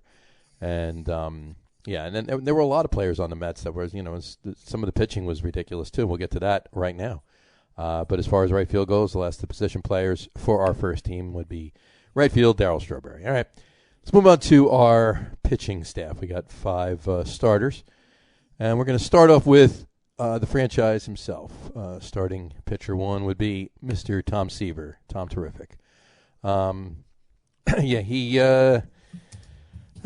in '69 he went 25-7 that year with a 2.21 ERA and 208 strikeouts. His 25 wins are still a single season Mets record. And the way DeGrom gets run support, I don't think there's any risk of that changing anytime soon. So, but in any event, I think he was. Did he make our list of all-time top pitchers? Yeah, Seaver, yeah. Yeah, he was. Yeah, he was on. Yeah, he was on our list. Yeah. Tom Terrific. What the guy was incredible, and a good guy, and a role model. Definitely somebody you. You definitely wouldn't mind if your kids, wanted to be like Tom Seaver. No, definitely not. But hey, I don't that's the wrong list here. There's what can you say about Tom Seaver? I mean, he was with the Mets. They in that trade was at 75, and when he went to the Reds, that was a horrible, horrible, horrible thing. That should have never happened. But he should have been. He should have been a Met. That was not one of their better moves. That was not at all, not at all one of their better moves by any means. But yeah, he was. I don't know, just crazy. But he was brought up in 67. He became the first Met to win National League Rookie of the Year. He went 16-13 with a 2.76 ERA in 67, and then went 16-12 in 68, and then 69. Like we said, went 25-7. But he really was the franchise. He personified the Mets, and along with Mike Piazza, he closed out Shea Stadium and opened up Citi Field. Right, so the last pitch thrown at Shea Stadium was Seaver to Piazza, and the first pitch thrown at Citi Field was the same. So, Harry, anything on Tom Terrific? I mean, he's the best Met of all time. I don't think there's anybody close. And I think what people don't realize is that in that 69 World Series, he lost Game 1. Yeah. Came back and pitched a 10-inning complete game in Game 4. Mm-hmm. Winning, the Mets won 2-1. 2-1, and there were close games in the 69. I mean, he's the thing with Tom Seaver has always been he's just always been consistently good. And yes, he doesn't have the postseason attempts or he wasn't afforded the postseason opportunity that a lot of other great pitchers have had. Mm-hmm. But he did something. Much like Joe Namath, he is to the Mets what Joe Namath was to the Jets. Right. Totally different person, totally different way of carrying himself, totally different way of actually performing because he was, unlike Namath, he was one of the best, if not the best at his position during that time. Right. I just think he's the best Met of all time. And look, I think someday DeGrom might be there right next to him. You'll be talking about both of them together. Yeah, but you could take, so there's going to be another guy on this list, and of course Strawberry and Mike Piazza and Hernandez and Cleon Jones. You take all those guys. The first, you'd say the Mets, name a Met, and unless you're 12 years old, you're gonna say Tom Seaver. Sure, absolutely. He's Mr. Met. He is. The franchise. Tom Terrific. Tom Seaver. 12-time All-Star. 3-time Cy Young Award winner. 3-time Cy Young Award winner. Yeah, and his win-loss record in 72 was definitely one of my favorites. He went 21-12. So Rush fans really like that. But in any event, there you go. Starting pitcher number 1, Tom Seaver. All right, we'll go on to starting pitcher number 2, Jacob deGrom. Jacob deGrom gets the slot in for the second starting pitcher. I mean, he's just been amazing. I mean, he's the best. As a lot of people have said, a lot of sports pundits, in the last little bit have said he's the best pitcher in the world right now, and he really is. And this is amazing too because in college he was a shortstop. He got brought up in 2014 to go in the bullpen and pitch some long relief, and look where he is now. It would just be, I'm so glad that he won the 2 Cy Youngs that he's won. And of course they were in 2018 and 2019. He was a 3-time All-Star, obviously, in 18 and 19, also in 2015, and a 2-time first team MLB first team in 19 and last year. But Rookie of the Year in 2014, ERA leader in 2018. It was amazing. And strikeout leader last year and the year before. And he's just so dominant on the mound. It's ridiculous. And if he could only get some of the run support that he really should have, he probably have almost twice the wins that he has. He's 71-52. He'd be 120 something and 22. Between run support and bullpens not closing them out.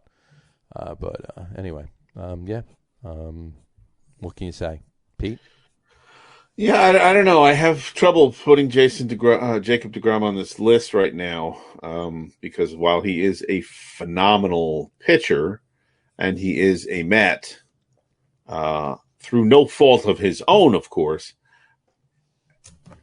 they haven't won with him. No. And again, it's not his fault. He has not gotten run support, and a lot of games have been blown. I don't know if I can put somebody on a team's all-time great list. Well, they've won with him. They haven't won a World Series with him. They've that's gotten what I mean. to a They World Series haven't. with him. They haven't won a championship with him, but they've won playoff series. Yeah, So. But that's if Tom Seaver won some playoff series, we'd still be talking about him. And also, there's got to be Let me use your logic. I think the winning part I don't necessarily agree with. If you want to say it doesn't have enough of a resume, I understand that. Well, that's part of it too. Let's just say who you had as your number one catcher. Granted, right. Did they ever really win with him? No, they didn't win with. But he was Just using your own logic. No, Gary Carter was a close second. Right? Yeah. I'm just because saying. Only because of that, right? Oh, yeah. I mean, really. Yeah. I hear you. I had no problem putting deGrom on this list just because he's that good. Yeah, he's dominant and he's incredible. And how many years has he been on the Mets now? This is his 8th year. Yeah. So it's not like... It's not a big sample. It's not a small sample. No. He's right kind of at that, the Koufax line, right? Yeah. I mean, I would put David Cohn on this list and the Yankees list. I don't think he pitched 8 years for either of them. He didn't pitch 8 years for either the Mets or the Yankees. Yeah. And the next player on this list didn't pitch 8 years for the Mets. So, of course, I suppose if I'd actually picked 5 pitchers, I might have put them on. This is true. I guess I didn't understand the assignment. I think I only picked 3, right? I think we massaged it a little bit, but hey. Yeah, I couldn't. I wanted to have deGrom on the list, and there's a couple other pitchers that I added that I thought deserved to be on this list, especially because of their. A lot of people don't realize how good they were. Yeah, I mean Tom Seaver was good, but there was some other pitchers on that team that were really good. Same thing in '86. I mean that Mets team. Everybody talks about Dwight Gooden, but they were kind of maybe the first team in baseball to really, really have a stacked bullpen and just go really deep with their middle relief pitchers. So I mean, I think deGrom belongs up here. And look, I hope he follows in the footsteps of Darryl Strawberry and David Cohn, and comes across the river. I'm not upset with him being on the list. No, I'm just I know you're not. Not as willing to put him on. Look, I could argue right now that the two. I think I can honestly say this. I don't know if you guys would agree with me. I think the two best pitchers in baseball are in New York, and I'm not sure either of them are going to win World Series in their prime. Yeah, that's true. And if you want to, you're talking about obviously deGrom and Cole. Yeah. And as far as that goes, probably the third best pitcher in Major League Baseball is in Cleveland, and is he going to win? Right. Bieber, is he going to win one? Right. Although, what's his name on the Dodgers is looking pretty darn good. Yeah, well, I mean, he's always Bueller. Good, I mean, not a. I know you. Yeah. Not Kershaw, but yeah, and not what's his name? But yeah, look, deGrom and Cole are kind of cut from the same cloth. I think deGrom's he's kind of a throwback and kind of the futuristic pitcher. I can't really quite figure him out. There's nobody that he reminds me of from the past. Well, as long as the batters can't figure him out. Right. I mean, it's not all power. It's fantastic location. I mean, he's, maybe a little bit of Ron Guidry. I think it's confidence probably as much as anything else. There are a lot of guys who can have really good stuff, but they don't have confidence in it. It changes the way you throw. deGrom always seems like whatever pitch he's going to throw, he feels like it is absolutely the right pitch. And, most of the time it is. So I guess it's a self-fulfilling prophecy. But I would say that's to me, that's probably. I mean, yes, he's got great stuff, but the confidence to throw that pitch. Because when you feel like you're doing the right thing, you're gonna, it's gonna be more natural. You're not worried about being too perfect with it, and you let your talent, you let that muscle memory take over, and you give it your best because you feel like this is definitely the right pitch for right now. And he's a big guy, yet he doesn't. He's what is he 6'4", 6'5"? He doesn't come across as that sometimes to be. He has this great ability to balance power and precision and the confidence thing. And that's why he reminds me of Ron Guidry, even though Guidry was a southpaw and had a much different kind of delivery. There's something elastic about Jacob deGrom that I can't really quite explain, but he just has something that other pitchers don't have. And it's the ability to really, when he has to, it's in his approach to how he pitches. He can go deep into games and you don't really see him losing steam, which is getting back to what we talked about last week, is that I'd love to see him go deeper into games. It would be nice if they let him. But that was in the beginning of the season. I think that's happened now. I mean, he did pitch. Right. He was what he pitched. He pitched a complete game last week, but it was a 7-inning. The 7-inning doubleheader. Yeah, that was news that we had a couple guys that pitched 7 whole innings. Oh, and he pitched here in Denver. Yeah.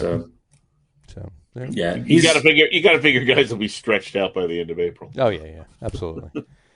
So there you go. Does a 7-inning complete game count as a complete game, or does it get a little asterisk next to it? Game should have an asterisk next to it. Should, but wait, we got a comment here. Who's commenting? John Donovan. He's commenting. He also added a 4 to 5 miles an hour to his fastball, which is unprecedented. He did. Well, that's the steroids. Jacob deGrom taking steroids. That's funny. You say he's not big and imposing now. Just give him another year. Oh yeah. He's big and imposing. He's it's not all power with him. No, but he's not like Aroldis Chapman's big and imposing, and he makes me nervous every time he takes. No, but deGrom is he's not bulky. He's somewhere between a guy like Chapman or he's Armando more like Benitez. He's kind of more like Mariano Rivera, who's kind of built exactly. Although he's taller, but he just seems to have that elasticity in his arm that very few pitchers ever do. And much like Tom Seaver, he just seems to have the mechanics down where it's just every time out. Yeah, he does. Number two, starting pitcher number 2, SP2, Jacob deGrom. All right. Let's move on to starting pitcher number 3. Of course, this would be Dwight Gooden. Not a different name to the show. Last week we did the K Corner show. It was all about Doc Gooden and everything else. But, he's let's see. What do we got? In 1984, Gooden went 17-9 with a 2.60 ERA and a career-high 276 strikeouts. And he followed it up in 85 with 24 wins and only 4 losses with a 1.53 ERA and 268 strikeouts and a Cy Young. So, he had a few amazing years there. And unfortunately, like we talked about before, drugs, and all that he got into derailed that. And it's unfortunate, you couple him seriously. We've said this before. Doc Gooden and Darryl Strawberry, both of them should have roller skated into Cooperstown. First ballot, bang, bang, boom, right in. And drugs derailed it. And they should be, along with a lot of other people, and I'm not just pointing them and singling them out, but they should be definitely the cautionary tales that are shown to a lot of players. And, it's sad, but, they were able to revive their careers. And obviously, Strawberry won 3 other World Series with the Yankees, and Gooden did come back on that 96 team. I keep saying 86.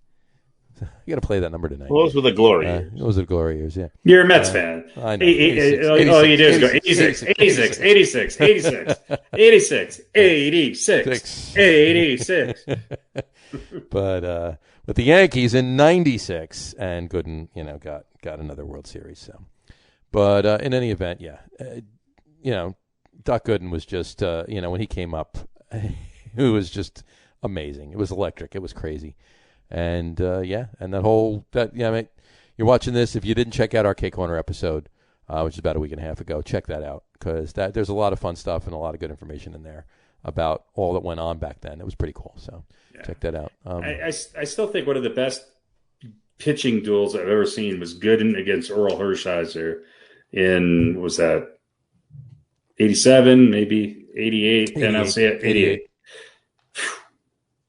Yeah, just incredible. Yeah, it was. Yeah, 157 and 85 as a Met with a 3.10 ERA. That's he never won a postseason game. 2,169.2 innings pitched, 123 home runs given up.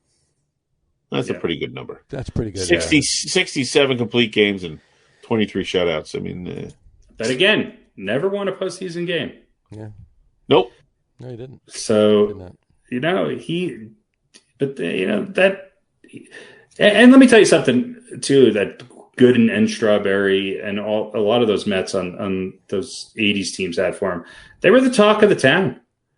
I mean, they were the talk of the town for good at first, and then other things happened because of we're not so good at, and then not so well, good. yeah. But they were, they were highly, highly loved by the media, and they made them much like the Nets now with Durant and Harden and Flat Earther. The Mets back then, man, they were way more the talk of the town than the Yankees in those years. All the things you could choose from to make fun of Kyrie. I couldn't remember his name. Yeah. How about personal days? Personal days, Kyrie. Tell you what, man. Again, if you want to come across the river, you're more than welcome. Crazy bastard. We'll get into it later, but I think the toast of the town right now of anybody is Julius Randle. But we'll get into more of that after the fight. Whatever. I won't say anything now. Let's get through this list. We're already get through this list, at 92 minutes into this list. So, 92 minutes into the list, not the show. This is a long list. It's a long list. All right. Starting pitcher, the rest of them. Starting pitcher 3. Jerry Kuzma. Well, we can move a little faster. Here you go. Starting pitcher number 3 was Dwight Gooden. All right, we'll move to starting pitcher number 4, Jerry Kuzman. Yeah. He didn't do coke. Next guy. He was good, Kuzman. Old school guy. 69. He went 17-9 with a 2.29 ERA and 180 strikeouts. He was great in the postseason. He was awesome in the postseason. Yeah. Jerry Kuzman. Jersey Kuzman. I didn't put Jersey. How did that even happen? Jersey Kuz. When I hear R is a couple of keys away from the S. John. When you hear Jersey Kuz, then hey, I think I got the Jersey Kuz. I'm like, oh fuck, that's. Listen, this was acceptable. You got to get to the clinic. This was acceptable when you were doing the beer cast, an hour before we came on, but not now. Can't blame it on the logger. I don't understand that because I type it here and then I copy it and paste it over here, and it says Jerry over here. So I don't know how it got the Jersey over here. I don't know. That's crazy. But anyway, Jerry Kuzman was great. See, I wasn't talking about Jerry Kuzman. I was talking about Jersey Kuzman. It's his cousin. So, but anyway, no, Jerry Kuzman was great. One of the best Mets. He's he's drafted in 64. Made his professional debut in 67. Didn't really do too well that year. He went 0-2 with a 6.04 ERA, but he just was lights out after that. 19 games he won the year after with a 2.08 ERA, 178 strikeouts. 69 was crazy, and on from there. Check it out. But he's number 4 on our list. And I think the only Met to be arrested and spend 6 months in jail on tax evasion. Possibly. Yeah. That's the Jersey part of it. That's the Jersey part. There overall, he was only 3 games over 500 in his Mets career. Yeah. But look at 140, 137, 108 complete games. Well, he had his best years in 68 and 69, Yeah. So there you go. Jerry Kuzman, not to be confused with Jersey Kuzman. Jerry Kuzman. Jersey Kuzman. And rounding out our top 5 starting pitchers for this particular lineup. Nice. I had no idea who this was. Sid Fernandez. Again, kind of an underrated, forgotten man. Yeah, El Cid. El Cid. Yeah, originally came up with the Dodgers, and then went over the Mets. But yeah, he sort of toiled in obscurity even when he was playing well. I think he went 16-6 in '86, 200 strikeouts. He's a young guy still, Sid Fernandez. Yeah, there you go. So we'll wrap up Sid on that note, or listen, he was 14-5 in '89 and 114 in '96 overall. So, well, his biggest moment for the Mets, that is his biggest moment. I'm sorry, 98 and 114 in '96 overall, 98 and 78, 20 games over in 10 years for the Mets. Yeah. Which that's 2 a year, right? But he was a quality guy. He was. I don't think he was. Well, I mean, not that 16-6 is anything to sneeze about. Pitched for 15 years. Yeah, and tried to do more. He showed up in 2001 at Yankee spring training. Yeah, he was not regularly spectacular, but he was quality. He was. And in Game 7 of the '86 World Series, Ron Darling was money, and Ron Darling was struggling at one point in the game. They pulled him. Johnson pulled him and put in Fernandez. He retired 7 straight batters in a row. To get to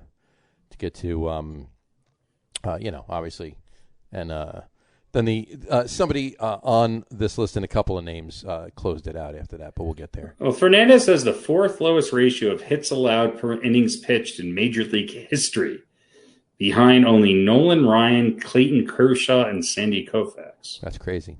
Led the league in hits per 9 3 seasons. Yeah. All of them right around. He was also a guy who didn't always have the best run support behind him. Mm-hmm. No. Yeah. I mean, that's a common occurrence. He was there for some of the bad years too. Yeah, he was. Yeah, he hung around throughout those early '90s bad times. So we won't talk about them. The glory days of the '90s. Exactly. There you go. Starting pitcher number 5, Sid Fernandez. All right, we'll get to our relief pitchers, and that's our number 1, our first team. There you go. So relief pitcher number 1, Johnny Franco. He still holds the Mets franchise record with 276 career saves. Of course, he pitched for 75 years to get. No, I'm kidding. But just a joke. I think Johnny Franco's Mr. Met.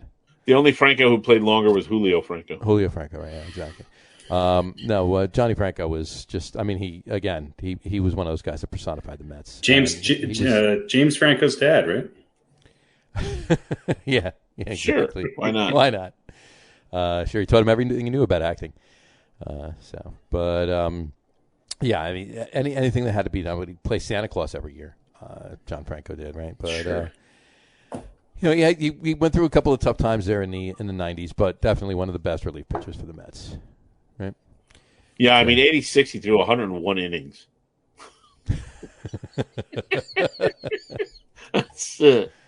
That's a lot. Yeah. For a reliever. Yeah, I don't know.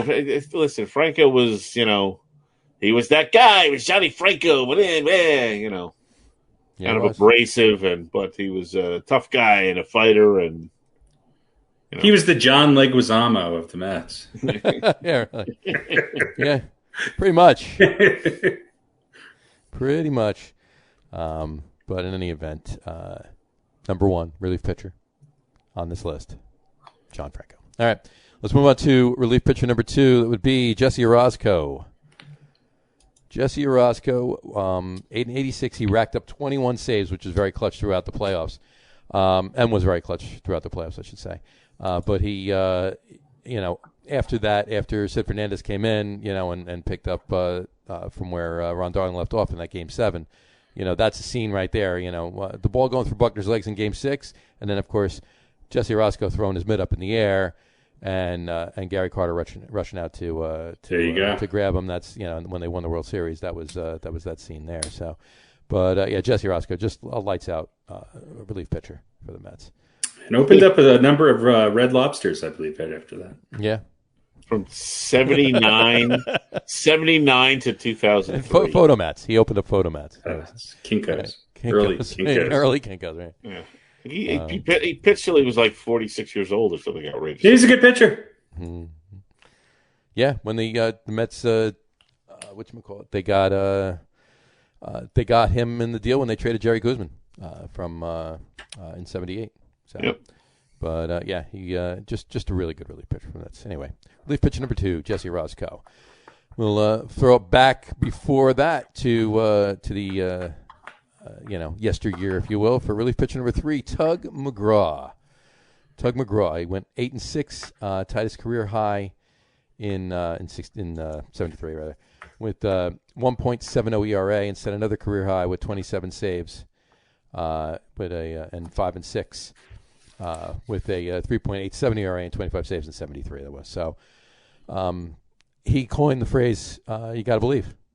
That was him. And he didn't spend his entire career with the Mets. He went to the Phillies after that.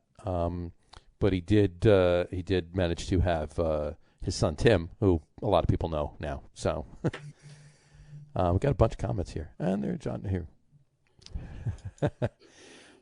We'll comment those afterwards. Tug McGraw. I think that's an Urban Dictionary entry as well. But. Yeah, you look at him in the early 70s, 71 and 72. He's throwing over 100 innings. Mm-hmm.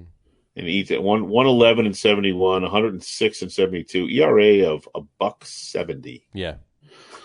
Yeah, he was pretty good. Such a dominant ERA. Yeah. He was so crazy good. But. And that'll bring us out of... Is he more of a Met or more of a Philly? Oh, he's more of a Met. I remember... I think he was with the Phillies for 1 year longer, but... I think... I remember him as both, but I think he was maybe in the spotlight a little bit more as a Philly. Just because of those years that... didn't they go to the World Series with him? And look at 1980...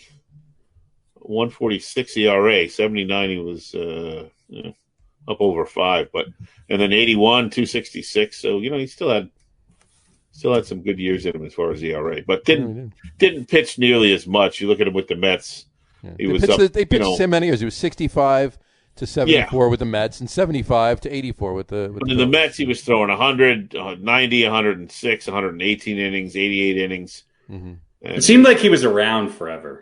Yeah, well, it's a long career, 19 years. He was a 2-time All-Star, once with the Mets and once with the Phillies. He was a 2-time World Series champion, once with the Mets and once with the Phillies. Yeah. So I think I just remember him more as a Philly because I wasn't really conscious during his time with the Mets. We were just too young.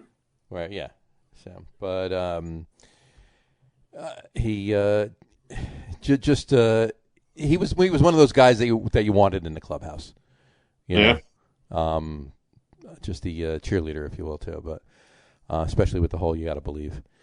There you go. Relief pitcher number 3, Tug McGraw. So we'll move on to relief pitcher number 4, is Roger McDowell. Roger McDowell. He had an amazing 14-9 record out of the bullpen in '86, along with a 3.02 ERA and 22 saves. He was lights out then too. Pete? Yeah, McDowell was pretty phenomenal. 5 years with the Mets and 4 with the Dodgers, 3 with the Phillies. He was productive throughout all of them. Yeah, one of the more undersung pitchers in the history of the game. Yeah, definitely. I remember him definitely as a Met. Roger Allen McDowell, and then when he retired from baseball, he opened up a McDonald's knockoff food store, restaurant. McDowell's in Jamaica, Queens. I thought it was a woodworking shop. He's a little nutty. If you ever listen to him, he's a little nutty.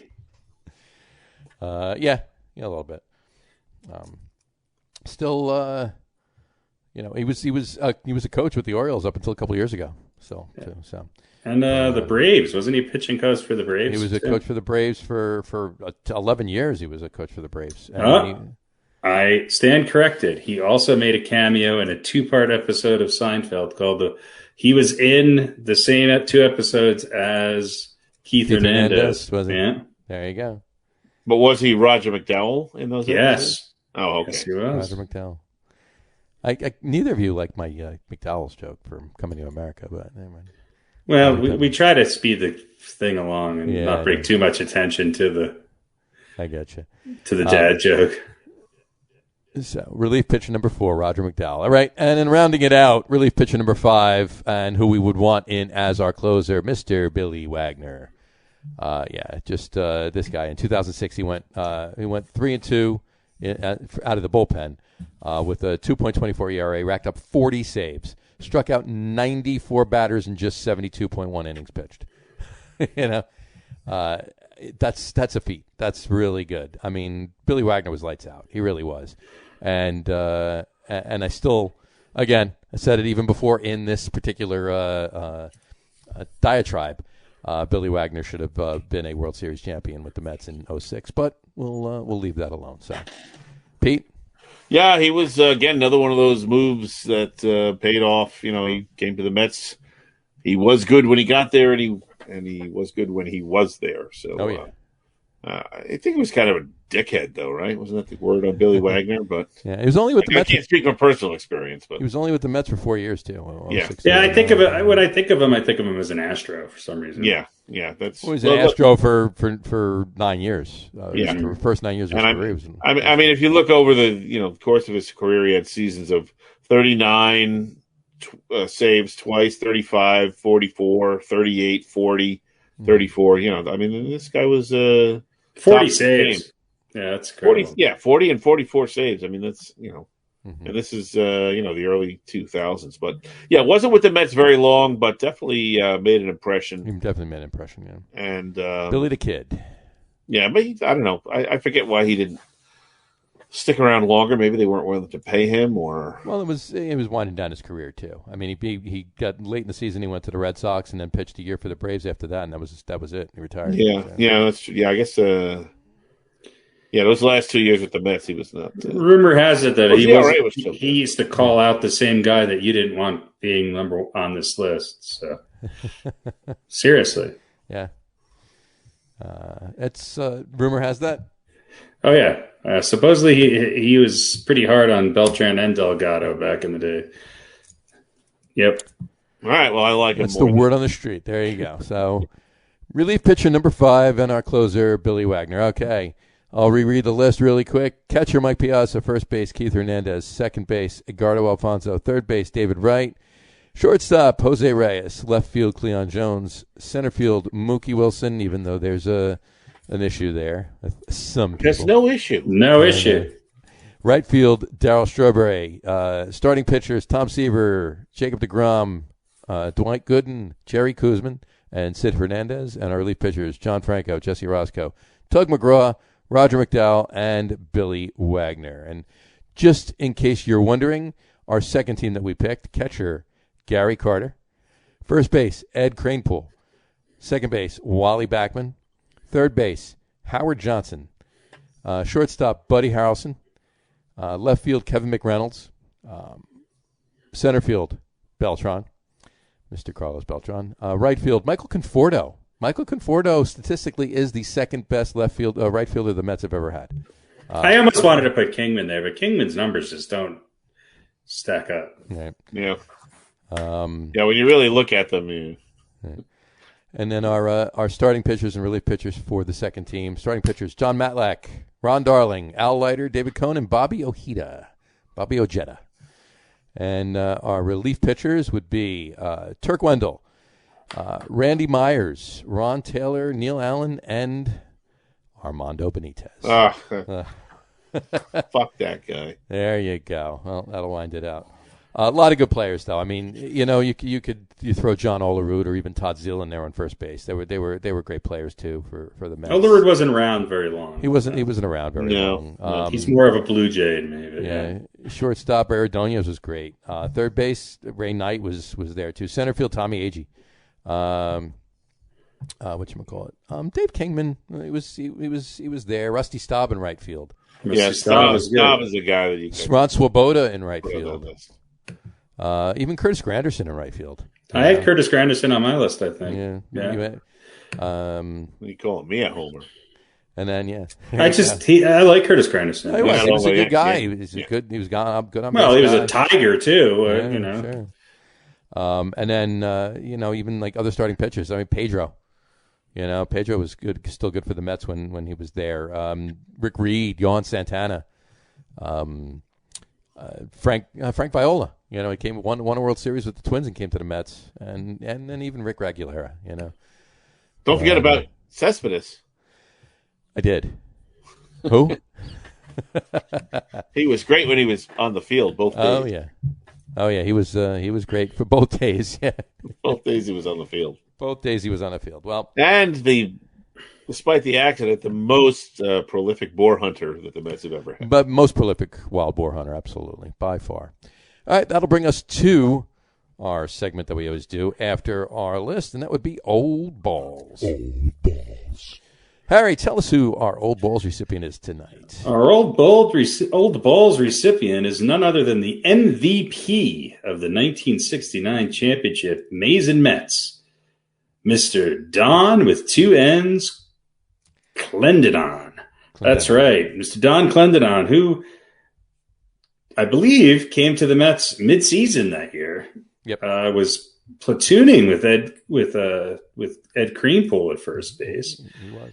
And, really kind of caught on towards the end of the year and became their best player in that postseason in a lot of ways. He did not appear in the 1969 National League Championship Series where they swept the Braves in 3 games, but he played 4 of the 5 games in the 1969 World Series, missing only Game 3, he went 2 for 4 in Game 1, scoring the Mets' only run in their 4-1 loss. He hit a 4th-inning home run in Game 2 and a 2nd-inning home run in Game 4, and was named the World Series MVP. And I'm wondering, is it possible that he might be the only player in history to win a World Series MVP with not playing in the National League or American League Championship Series that be leading up to it? I mean, it's I don't know. Possible. Yeah, it's very possible. Yeah. His 3 home runs remain tied for most home runs in a 5-game series with Ryan Howard from the 2008 World Series. He did it first, and then post baseball. I mean, he went on did he finish his career with the Mets, or did he? I think he finished his career with the Mets. He played a year with the Cardinals when he was the Cardinals. That's right. And then he retired, returned to Pittsburgh, and became a lawyer. Began practicing law in Dayton, Ohio. And wrote a good book called Miracle in New York. Yep. So he also dealt with some drug addiction and some hard times, and passed away at the age of 70 in 2005. But kind of a forgotten Met, and one of those guys who much like the manager of the Yankees is kind of remembered for one really great series. Yeah. MVP. Can't take that away. Mr. Don Clendenon. That's for sure. And then I mean, what, 2.5 years, 72 games in 69, 120 in 1970, and 88 in 71. Yep. That's the sum total of his Mets career, but I guess he made the most of it. He made the most of it, that was for sure. Yeah. Just platooning and everything. I mean, Ed Creampool was there, so it wasn't like he was going to get, Yeah. But he was the Don Baylor of his time. Well, there you go. Don Clendenon, our Old Balls this week. Old Balls. There you go. So I guess I should take the picture off now. What do you think? Great picture. Pictures. That was a good picture. Yeah. That was a great picture, actually. That was definitely a good picture. Hey, the Yankees are winning. Really? Although they just had 2 guys on and Gardner popped out, but they're up 6-3. Looks like heading to the bottom of the 9th. There you go. There you go. So maybe they'll win it tonight. There you go. And the Mets are losing. And what's the score? 3-2. 3-2. 3-2 in the 6th. 3-2 in the 6th. And who started pitching tonight? For the Mets? The Mets, yeah. Lucchesi. I Joey, believe it's pronounced. Lucchesi. Lucchesi. Joey Lucchesi. He's throwing a big meatball up there. It's Joey and Higashioka has homered. I think that's his third homer of the year, and I think he's played in 4 games. So it's a good thing that Gary Sanchez is the. But if you put him in, is he one of those backup catchers that's going to make the most of his opportunities and be great unless he starts, and then he's going to just be mediocre? Well, you're never going to know unless you do that. I'll take mediocre would be an incredible upgrade. Well, that's kind of with a much better defensive presence behind the plate. If he hit like 260, oh God, yeah, you'd be thrilled. Oh yeah, maybe 260 and what? Maybe 19, 20, 21, 75 RBIs. I'll take it. Yeah, maybe 19 home runs and 75 RBIs. And the ability to catch a ball when it bounces in the dirt. Your catcher production would be tripled. Yeah, right. We still have Chapman to come, so it's not over yet. Right. So, well, let's move on to a little NFL news. We got the next week is the draft. We're a week away, exactly a week away. Right now, a week from now, right about. I would say right about now, a week around now. Are we doing a live draft show? We're going to do a live draft. No, kidding. But we are going to replace our top 10 list next week with our draft picks. So, will this show actually happen before the draft? Yeah, because the draft's on Thursday. Right? Draft's on Thursday, so this is we'll have our show next Wednesday. So I just think all I'll go get another COVID shot. I was going to say unless you're going to go get another COVID shot. Top 28 picks are all going to be quarterbacks, right? I believe that's what it's summing up to be at this point. It's crazy. There's so much going on. You know what? I don't even think. I think that we'll probably, with our lists that we're going to do, our mock draft lists that we're going to do next week, we'll come as close as anybody else is coming. Not mine. Maybe you guys, but not mine. Really? I'm just going to go alphabetical. There you go. See how it worked out. There you go. So Trevor Lawrence is not going to Jacksonville. Well, I might do it reverse alphabetical. And Zach Wilson is going to Carolina. Zach Wilson's going there too. There you go. But yeah, I mean, there's odds makers right now. They're picking for the Giants. Are saying there's the best shot right now for who the Giants are going to get in the draft is Devontae Smith. That's what they're saying. That fourth pick is there's rumors that the Patriots are going to go after it. Now this morning there's a lot of talk the Broncos are going to try to move up to that fourth pick and take Justin Fields. Yeah, we shall see. No matter who's moving up to it, though, it's a quarterback that's going. Yep. Yeah, that seems to be the general consensus. Exactly. What do you think about who do you think? All right, obviously Trevor Lawrence is the best quarterback in this draft. We all know that. But who do you think is legitimately, who do you think is the second best quarterback in this draft? Because there's been so much talk from so many people about making cases for every other quarterback in this draft that's better than the next one. So what's your opinions, honestly? I like Trey Lance. I was going to go ahead. You first. Go for it. Go ahead. No, I mean, go for it. I mean. No, Trey Lance, what? Say what? He's kind of, if you were to take Justin Fields and Zach Wilson and put them together, you got Trey Lance, and he's big. He's 6'4". He's like 200. They list him as 230. I think he's closer to 235, 240. I just like his upside. I really do. Do you like him coming out of college as a sophomore? Yeah, that doesn't bother me these days. Yes, he doesn't. He played at North Dakota State. I get it. I understand all of the question marks that go around him, but I'm not sure Zach Wilson has played any harder competition, maybe less hard competition in his college career. Right. And look, I do think Trevor Lawrence is the consensus number one. Trevor Lawrence is a great quarterback. I think Justin Fields is going to be a good quarterback. I think Mac Jones is going to be a quarterback. I think you can't really go wrong with any of those three. But the two that don't get as much talk that I would be totally happy with are Trey Lance and Mac Jones. I like both their games. Yeah. And I think on the right team, it'd work well. Look, if Atlanta can get a Mac Jones and groom him behind Matty Ice, then I think that's a good pick. I do think that there's some teams right now that really need a quarterback. And obviously the Patriots are one of them. Obviously the Broncos are one of them. And I do think one of those two are going to battle it out to move up to make sure they get somebody that's, in that top 5. Yeah. Well, let me ask you this. He came out of Trey Lance is coming out of North Dakota State. Who was the last NFL quarterback to come out of North Dakota State? Don't look. I don't know. Carson Wentz. Carson Wentz came out of North Dakota State. So he's going to have one great year, and then. Well, here's the. No, that's not it. Here's the thing, though. Trey Lance doesn't have as many wins, and he doesn't have as many wins as Carson Wentz had at North Dakota State, obviously, because he's coming out as a sophomore, and he really didn't play much this past season, obviously with COVID and everything else.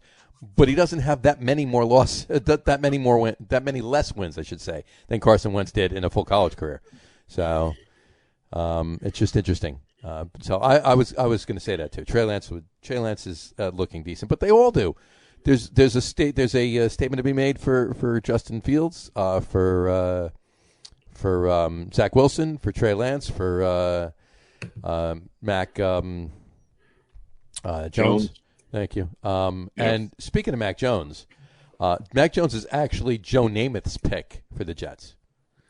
Joe Namath actually was quoted as saying that Mac Jones reminds him a lot of Tom Brady. Yeah, I would. Doesn't have the size of Brady. I wouldn't put a lot of stock in Joe Namath's opinion. I'm not saying there should be stock in. I'm just telling you what he said. Wrap Mac Jones in a nice mink coat and let him hand the ball off 60 times a game. I mean, stranger things have happened. Joe Namath is great. Being a Jets fan, of course, he's a hero. But I think it's just because he played football doesn't mean he knows everything about it. Right. Although, you know what? I used to really like him as an analyst. Yeah. Yeah, no, he's good. I don't know how much I don't know how much I think it's going to be Lawrence, Wilson, and Fields in the top 3. And I think, I think that fourth one could go to Mac Jones. Yeah, I think it could too. And Trey Lance isn't going to be far behind. No. He's really not. Or the Bengals 5th? Is that who picks 5th? Who does? Let me pull up the order. Let's pull up the draft order here. Because I think that they're going to take Penny Sewell, you know that. But yeah, you got Trey Lance. Are they taking his? Are they taking his cousin Rigatoni? That's right. And then the other quarterback who's probably going to go down further in the first round is Kyle Trask from Florida. Is a pretty good quarterback. Ugh. Now we're reaching. I don't think so. I think we all have a little draft fever, and we really believe that all these guys are going to be successful, which we know they're not all. But you just have, Don't you love when you open up a web page and there's 19 videos playing all over it, and you can't read what's underneath it because of the damn pop-up videos? I will tell you this: there's no quarterback from Duke that's going to go in the top 3 picks. Well, not unless the Giants trade up. Here's the draft order. They could take another Duke quarterback. Jacksonville's picking first. Jets, obviously, we know is picking second. San Francisco 3rd. Atlanta 4th. Yes, you're right. The Bengals. Cincinnati's picking 5th. Do they go for a wide receiver? What's his name? Joe Burrow's old. That guy. Yeah, the guy who didn't play this year, right? Yeah. Right. Who was rated higher than anybody else. Exactly. He didn't play. At least anybody else who didn't play. Right. I'll say this about guys like Wilson and I can't even remember. Guys who play for North Carolina. North Dakota State. Not North Dakota State and guys who play for, I think I said this last week or the week before. You can only play against your competition. And, they're you say, well, they're not playing against, SEC teams and the best defenses in the country, but they're also not playing with a bunch of wide receivers that are probably going to the NFL. So right. You can only play who's in front of you. I think for whatever reason the Jets seem to be in love with Zach Wilson, and a lot of people are.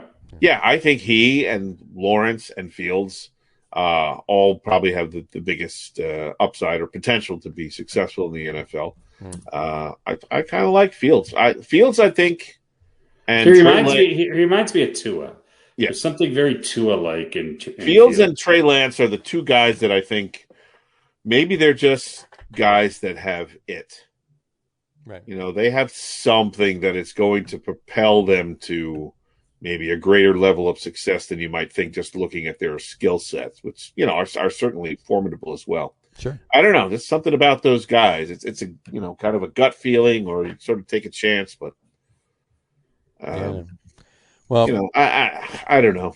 Well, looking at it, obviously Jacksonville's taking Lawrence. The Jets are more than likely taking Zach Wilson. If San Francisco takes Fields and Atlanta takes Mac Jones, Cincinnati's not taking a quarterback. Miami's not taking a quarterback. Detroit's not taking a quarterback. Carolina, Detroit. If one of those top four, Jared Goff right now. Exactly. Well, I mean, they're paying him money, so it's not like they took him for a year and he's a 34-year-old quarterback. They're paying Matt Ryan money too. I would not rule out Detroit taking a quarterback. If one of those top four are available when Detroit is there, they're taking a quarterback. Yeah. What if the top four are there and Trey Lance falls to 7th? Are they taking Trey Lance? I don't know. It would not surprise me. Is Carolina taking a quarterback? They should. Well, they have Sam Darnold. Like I said. But because that would get Trey Lance to 9, and Denver's picking 9. So Carolina's got a lot of. I'm not sure Atlanta's going to be picking where they're at. I think that number 4 is a hot. There's a lot of chit chat about somebody trading up for that. Right. And maybe trade. You know what? Cincinnati can trade. Miami can trade too. I mean, if quarterbacks are what's going to go in the first, top 5 picks, and Cincinnati surprises me because Cincinnati could probably trade with a 9, 10, even 11, and Penny Sewell will probably still be there. Sure. So, and they could probably get another second-round pick or two more picks. Cincinnati could trade with Denver, and Denver can move up to 5. Cincinnati drops to 9. Cincinnati still gets Sewell, and Denver gets Trey Lance. I think that or Mac Jones or whoever. I think that 4 is where everybody wants because then they get their pick. Choice of Mac Jones or it's either going to be Mac Jones, Justin Fields, or Trey Lance, whoever Frisco doesn't pick. Right. Yeah, I've heard San Francisco is actually interested in Trey Lance and Mac Jones. Yeah. What about Mac Davis and Tom Jones? Fields might be the guy who falls the most out of that group. He might be. Tua did, right? Yeah. Yep. Tua fell. Yeah, there was an injury history there too. There's some talk about Fields, just disclosing that he has night terrors. No, seizures. Really? Yeah. You read that? Yeah. I didn't see that. Yeah, and night sweats. Night sweats. Well, listen, after the hit he took in that game, binge eating. Surprised me if he had seizures. I don't know. I'll tell you what. I can't wait for it to be over ghosts? Because much like an elections year, there could be so much going on in the sports world, and all you hear is NFL draft stuff. It is unbelievable. Denver Sports Talk Radio, we're on the verge of potentially having an NBA MVP, and all they talk about is all of these fantasy scenarios where the Broncos actually get a quarterback other than Drew Lock. Mm-hmm. This is the only town where the possibility of Teddy Bridgewater gets everybody excited. Okay. Yeah. Well, the media at large, they hate the unknown. Right. That's why you have all these drafts every day. I got 6 mock drafts coming out. They can't stand the fact that we really don't know. They hate that. They want the story. They want the scoop. They want some closure. And so they just keep talking about it. Just as long as they don't let John Elway pick, they'll be fine. The Broncos, because he's horrible at picking quarterbacks. Yeah, he has not done a good job as an executive. He hasn't. But we'll find out. He got Peyton Manning here, but that was about it. Yeah. He didn't pick him in the draft. No. I don't know if you guys probably heard this. Alex Smith retiring. He did. Alex Smith, yep. I got that on the list. Yeah, he called it a career after 16 years. Is there a better comeback story in the history of the NFL? Not at all. Maybe all. Not, that would have been almost. The only thing that would have been better is Theismann coming back. At that point, because he was a little older. Right. Not much older though. Barely.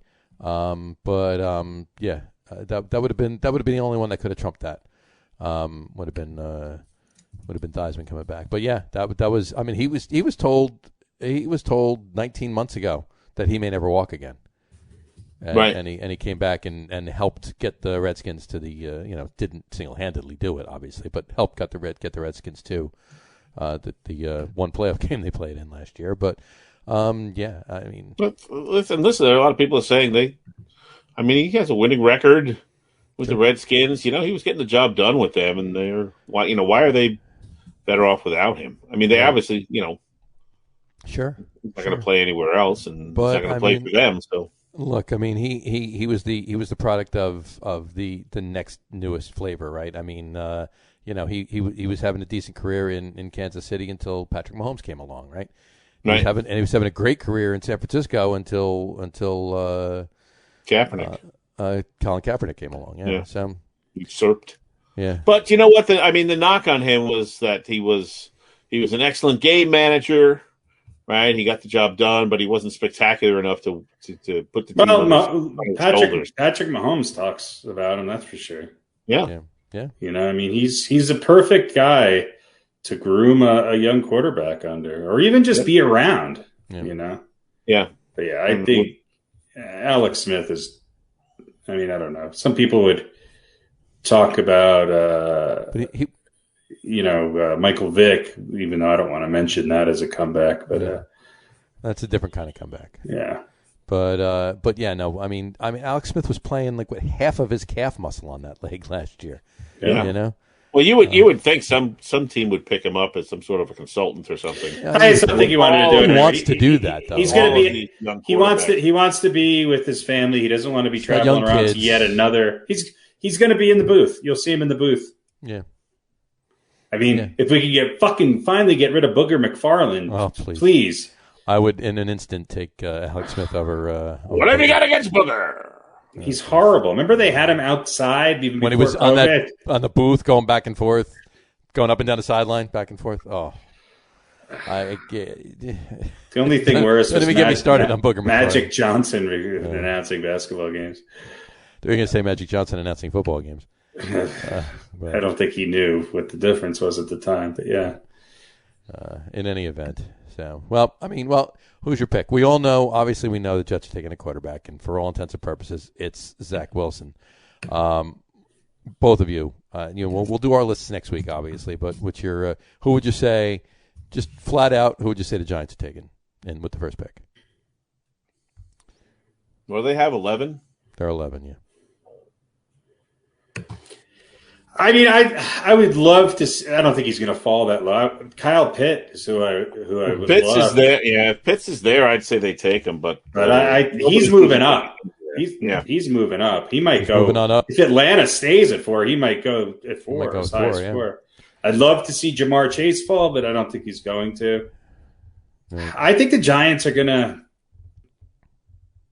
I mean, do you really think Devonta Smith? If Devonta Smith is available, I think you got to take him. Everybody says that you got to take him. And his size doesn't bother me all that much. I mean, he's obviously a smaller. It's either that or Micah Parsons. I was going to say, I honestly, I think their need right now. They have. Sure, Devonta Smith would be an awesome weapon for Daniel Jones. How about Patrick Surtain? Sure, but I think Micah Parsons. You got to look at that. You need somebody like that on the defense. Micah Parsons could become the next great defensive player in the NFL. I believe that, and I do. And I think if Micah Parsons is sitting there at 11, even if Devontae Smith is sitting there at 11, you got to take Micah Parsons. You have to. They need that. They need that on the defense. I hear you. To be a monster defense, they need to go back to what they did and did it right.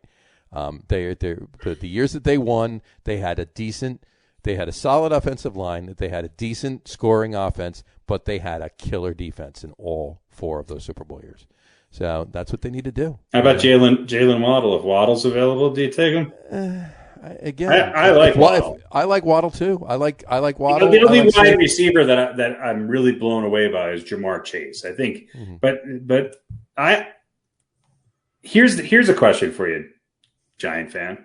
Go for it. If the Bengals take Jamar Chase, right, and either Rashawn Slater or Penny Sewell are available for the Giants, do they take an offensive tackle over either Micah Parsons or Patrick Surtain? Or if Penny Sewell or Rashawn Slater are available, should the Giants take an offensive I think tackle? if Rashawn Slater is available or Penny Sewell, it's tough. It's tough. Probably. If Rashawn Slater or Penny Sewell are available, and I don't think they're going to be, but if they are, yeah, you probably do take them over Mike. The other guy is Kwity Paye, who seems to be dropping in everybody's mock drafts, but I saw him up as high as 6 or 7. They haven't. I mean, the first round offensive lineman picks for the Giants have over the last 10 years, and they've picked a couple, haven't been. No. A jury's out on Andrew Thomas. We'll see what happens. He got better towards the end of the year, and hopefully he takes another step up this year. But I mean, it's tough. You go back to Flowers. Oh my God. And I still say too, last year's draft, why they didn't take Tristan Wirfs is beyond me. I don't understand why they did not draft Tristan Wirfs, but whatever. At least Tristan Wirfs won a Super Bowl then, so you look at it that way for him. But I think Micah Parsons is the pick. I do. I really do. I think Micah Parsons is the pick. But who knows what they're going to do? I think I don't care till next week. All right. Well, let's wrap it up. No, I don't know. Well, there you go. That'll next week we will do our mock drafts for you in place of a top 10 list, and we'll come up with something creative for old balls for you. There you go. Maybe we could just put a graphic up of our mock draft and not go through every one. So maybe we'll do a top 10 list and just put a graphic up and say it. Well, it would have. Are we only doing the top 10, or are we doing the whole draft, first round? Oh no, I would say no. No, God.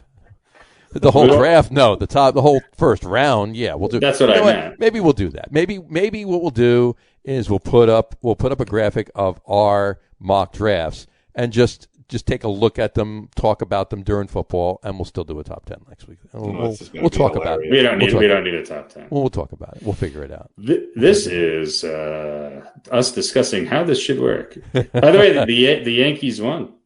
Yay! You would say the 3-run lead going to the ninth. You would imagine they would have been able to. You do know who their closer is, right? This is true. This is very, very true. Okay. So, all right. Although it is April. He's good in April.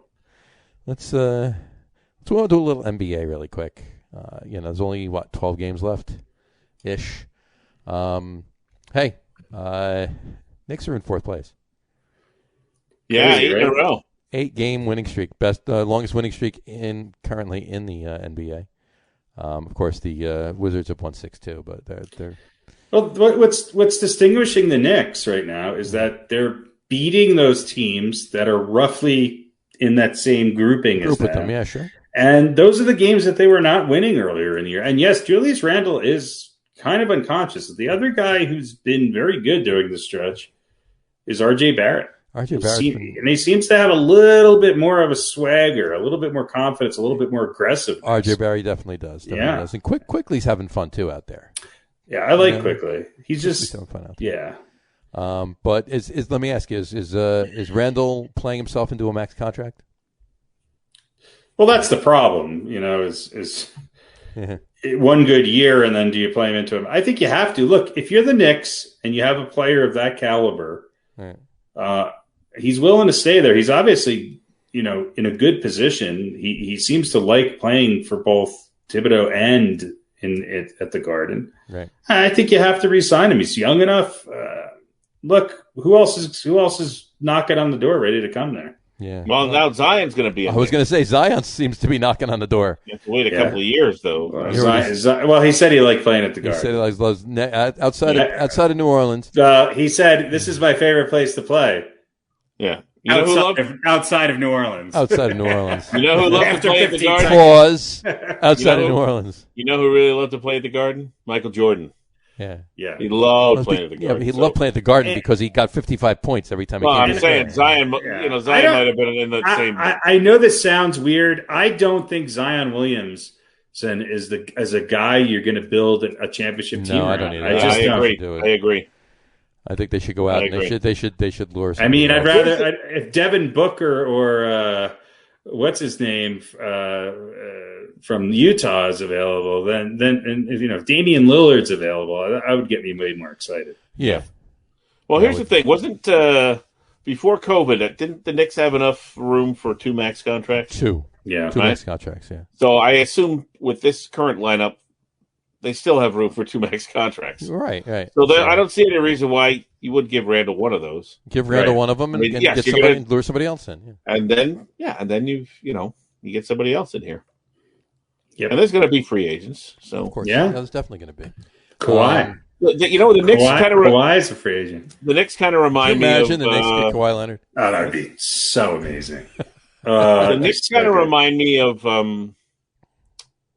Miami from last year in the sense that they're a team and everyone knows what their role is. So they're going to suck next year. They play those roles. Yeah. So they're going to get to the finals this year. But they play their parts and they play together and they play as a team. It's not a role anymore. It's more of a bagel. It just goes to show you they play the croissant. It just goes to show you what you can what you can accomplish with a little bit of teamwork. And I think Randall is if you're not convinced he's a legit star at this point, then you don't like NBA basketball. Yeah, exactly. And I feel like his range is changing as the season goes on. I feel like his 3-point shooting is doubled in efficiency as the season's gone on. It's crazy. That overtime yesterday with they were that was crazy. I mean they couldn't miss. It was look, the Bucks beat the Sixers tonight. They seem to be getting healthy. With what's going on with the Nets, who knows who's going to even be on the court for them? Right. The Knicks still only have a half game advantage over Atlanta and Boston. Yeah. And Miami's, as bad as they've been playing, Miami's right there. And Boston's a hot team. Boston's 8-2, just like the Knicks in their last 10. Mm-hmm. They're playing pretty good basketball, and everybody's going to be fighting to get in that top 6 so they don't have to beat the Wizards and Russell Westbrook and Bradley Beal in a 1-game playoff to get in. It's tough. It is. Do you hear what LeBron said today? No. Yesterday or today? He said the NBA is a better place when the Knicks are winning. God, why couldn't you have said that 5 years ago when your hair was still there and you could sign a max contract with the Knicks? Yeah. Was that 2010 when he was getting let me courted and then unfortunately had a conversation with Dolan, and that was it. We had it. Let me revisit this topic just for a second here. Go for it. Given what we've said about Randall and this Knicks team, Harry, what you just said about Zion not building a team around him, I think we all agree with that. But does that mean that he's not a good fit for the Knicks? Given that he doesn't necessarily have to be the only guy that you build a team around. I've watched a lot of games. It seems like he's on television a lot this year. Well, sure. And he's kind of when he's on the court, there's 2 types of Zions. There's the Zion that kind of disappears for moments, and then there's the Zion who has the ball in his hand too often and for too long for 7 trips down the court in a row. Right. But that's on a Pelicans team. What else do they have? If I had a choice between Zion Williams and Ja Morant, I would take Ja Morant. That's who is going to fit in on this Knicks team and be able to not only balance well with Barrett and with Julius Randle, I think the Knicks have enough, especially when what's his name gets healthy. I think they have two kind of prototypical centers. I just don't see Zion. I don't see his shooting being enough of an improvement on that end for the Knicks. I think you have to have lights out, spot up, and create your own shot, 3-point shooting in today's game to win a championship. And but the Knicks have some of that. I guess my point is they don't have. You mark my words. A player like Julius Randle, his efficiency from the 3-point line in a playoffs because of his size is going to go down. And that's where they need somebody else who can really be a true 2 that can light it up. And I don't think the Knicks have that right now. Yeah, I would lean towards that. Now, would I be upset if the Knicks sign Zion? No. I'm just saying that inside presence can open up. Well, I would rather see Randle can be that inside presence. Yeah, they need a perimeter guy. And if they get a perimeter guy, I think Randle's ability to score more down low improves dramatically. Right. And he's an interesting guy. He's he's having an all-star year, not being down low so much. Well, there's only one player. There's 2 players in the NBA playing down low right now, and they're battling it out for the MVP award. And they're also able to go outside and shoot the 3 as well. Right. This is not a league for post-up players anymore. And as good as Zion is, with the way he's built, 3 years from now, he's not going to be the same guy. Yeah, you have to right. Can he adapt? Because you're right, he's going to break down. Yeah. I'd love to see it. The guy I'd like to see on the Knicks. There's 3 of them. I would love to see Damian Lillard come to the Knicks. I don't think that's going to happen. Mm. I think another guy, I like Ja Morant. The other guy that I could picture on the Knicks, again, long shot, and I could picture him fitting in with the team as it is right now, is Luka Doncic. Okay. That's a guy that is an overall great top 10 player in the NBA right now. Now, if you tell me Kawhi is interested, which he won't be, he doesn't want to play in New York. No. Kawhi quietly, Paul George is having a pretty good run here. Clippers are 42-19 and 9-1 in their last 10. They're only 3 games behind the Jazz for the top spot, right, and 1 game behind the Suns. I don't think I want to play the Clippers in the first round of the playoffs after them getting bounced last year. I really don't. So we'll see. The one thing that this run by the Knicks is doing is it's getting them on national television. And it's maybe saying to some of these free agents coming up, hey, maybe I do want to go play for the Knicks. Right. And that's a good thing. That's a very good thing. Yeah. And what about that run? I mean, the Nuggets have won 4 in a row. And with losing whatchamacallit, Jamal Murray. Look, the Nuggets have. The other night, the Nuggets were down by 14, I think, in the fourth quarter, and they came back to win in double overtime. Yep. And the Joker had just one of those games that was just like, okay, this is incredible. Now, for the Nuggets to win, their role players, their equivalent to R.J. Barrett, who's Will Barton, needs to play like he did. Aaron Gordon, his numbers are down, but his impact, they got guys like Campazzo, who's again, is not a numbers guy, but if you watch the game, you realize what they're doing out on the court. I think the Nuggets, I think they should have gone out, and I know they signed Austin Rivers to a 10-game contract. I think they should have brought back Isaiah Thomas. That's the guy who I think could help this team right now. And I'm hoping Austin Rivers can put in some good times. They're very slim. They were slim before Murray went down in the backcourt. Now him and Monte Morris are hurt. They continue to win games though, and we'll see. Does Murray going down make Joker more of an MVP candidate? I think so. And look, I like Jamal Murray, but if and he might not be back until the playoffs next year. Yeah. Right. The Nuggets might have to go out, and they might be looking at some of those same players the Knicks might be looking at in free agents. If the Nuggets could get a legitimate top 15 player to be their number 2. Somebody who's, Murray puts up some gaudy numbers sometimes. I get it. But he's also a guy who turns the ball over a lot and is not the best defensive player on the court. So if the Nuggets could get somebody who fits into their system and who is a better pure shooter than Murray, I think you go out and get him. Because I think that their window for when they can win a championship is closing. And I think they'll do better this year than people are going to give them credit for.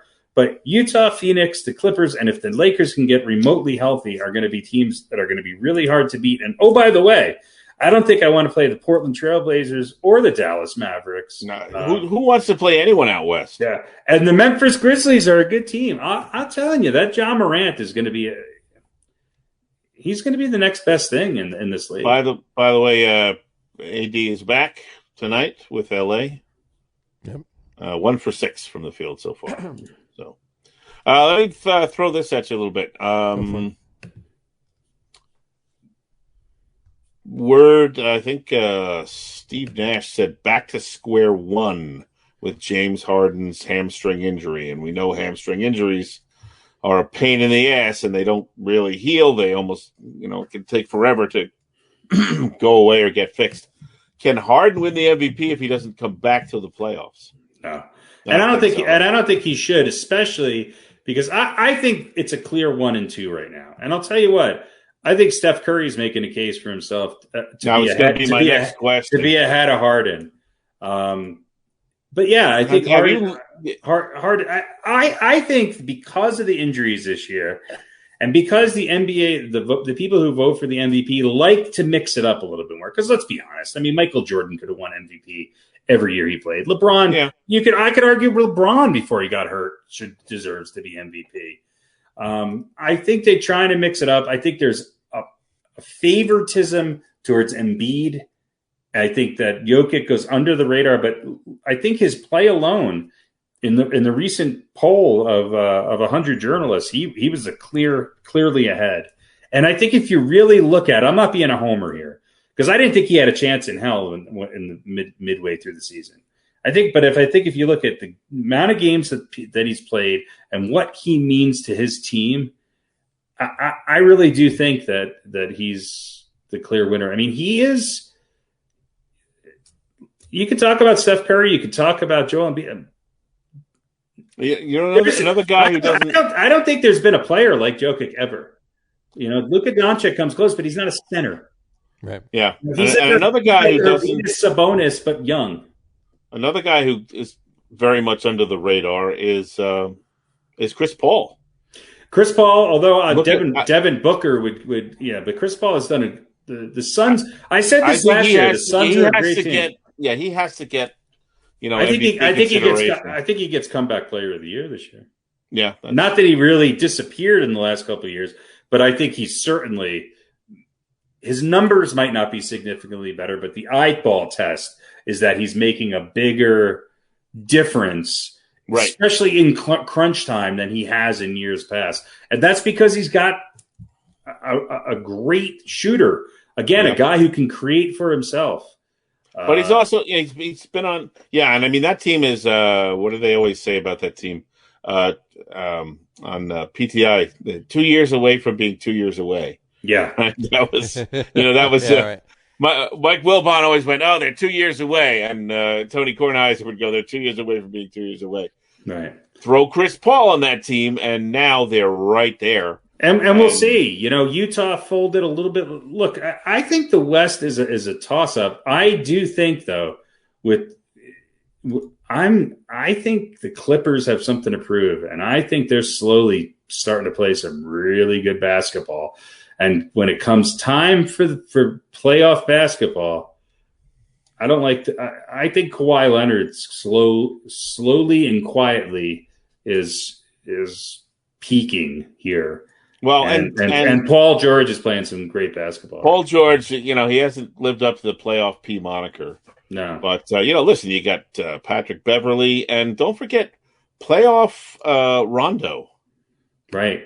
Is a fucking monster every time he gets into the postseason. Yeah. Rondo just flip, and I hope we'll see if he can again this year, but flips the switch and turns into an animal. So that is a very, very dangerous team. I know. The West is going to be interesting. That play-in round is going to be crazy. It's going to be wild. Yeah. I mean, have you guys been watching you mentioned Steph Curry. Yeah. Well, obviously I watched him against the Nuggets, and I watched him the next game. Let me just throw this at you. Since Saturday, the 10th of this month, he's put up 38, 53, 42, 33, 47, 49, and then 18 last night. Well, Charles Barkley said it best. You got to put some wood on him. Yeah. I mean, even watching Julius Randle play, lately there's very little defense. It seems like it's just it's non-existent anymore. It's just anywhere. Yeah. I mean, guys who are good players, but who 3 years ago would have averaged 18 points a game are averaging 24, 25, 26. Right. So, as far as the playoffs go, I still think Utah is a slightly better team than Phoenix due to their defense, and I think they can match up against the Lakers a little better. But man, if somebody can knock off the Lakers, the Clippers are I think the team to beat, because I think other than the Lakers, and I don't think the Lakers have the players this year that they did last year on the defensive end, like the Rondo and like Dwight Howard and some of these other guys. I think the Lakers are a little thin this year.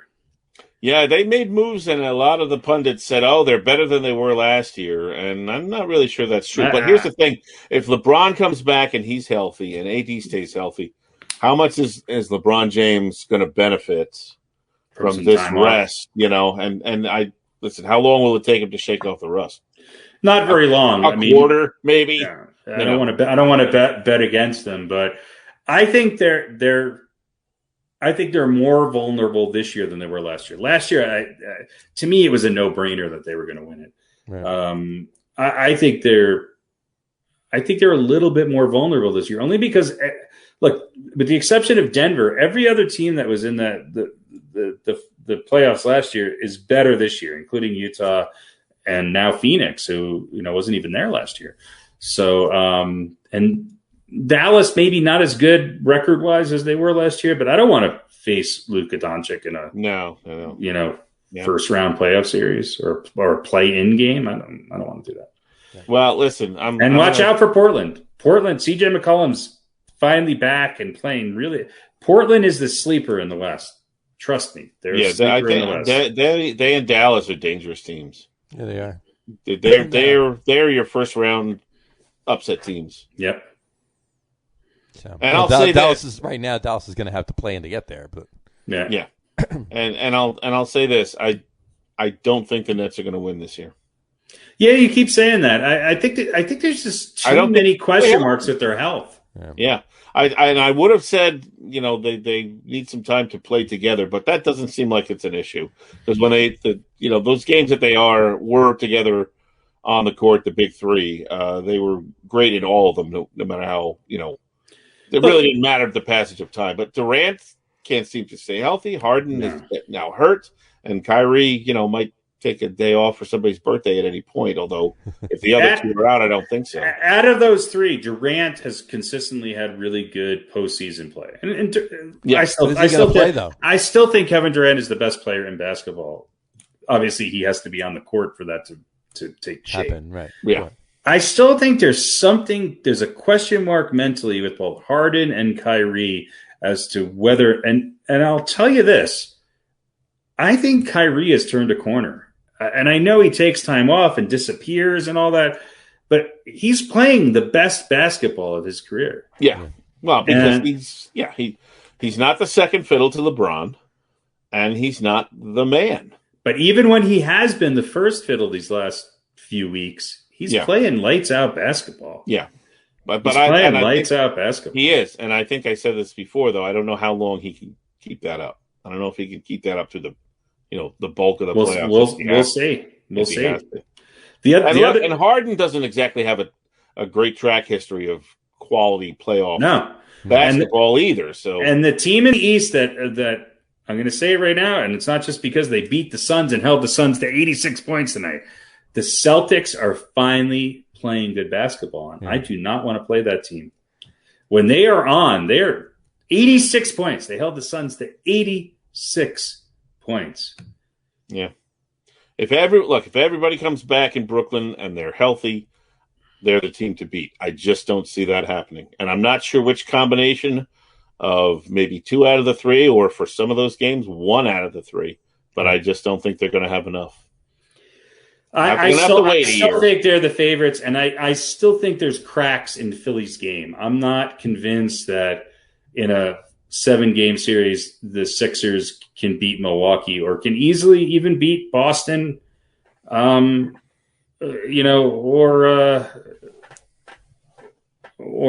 obviously the Nets. So we'll see. We'll see.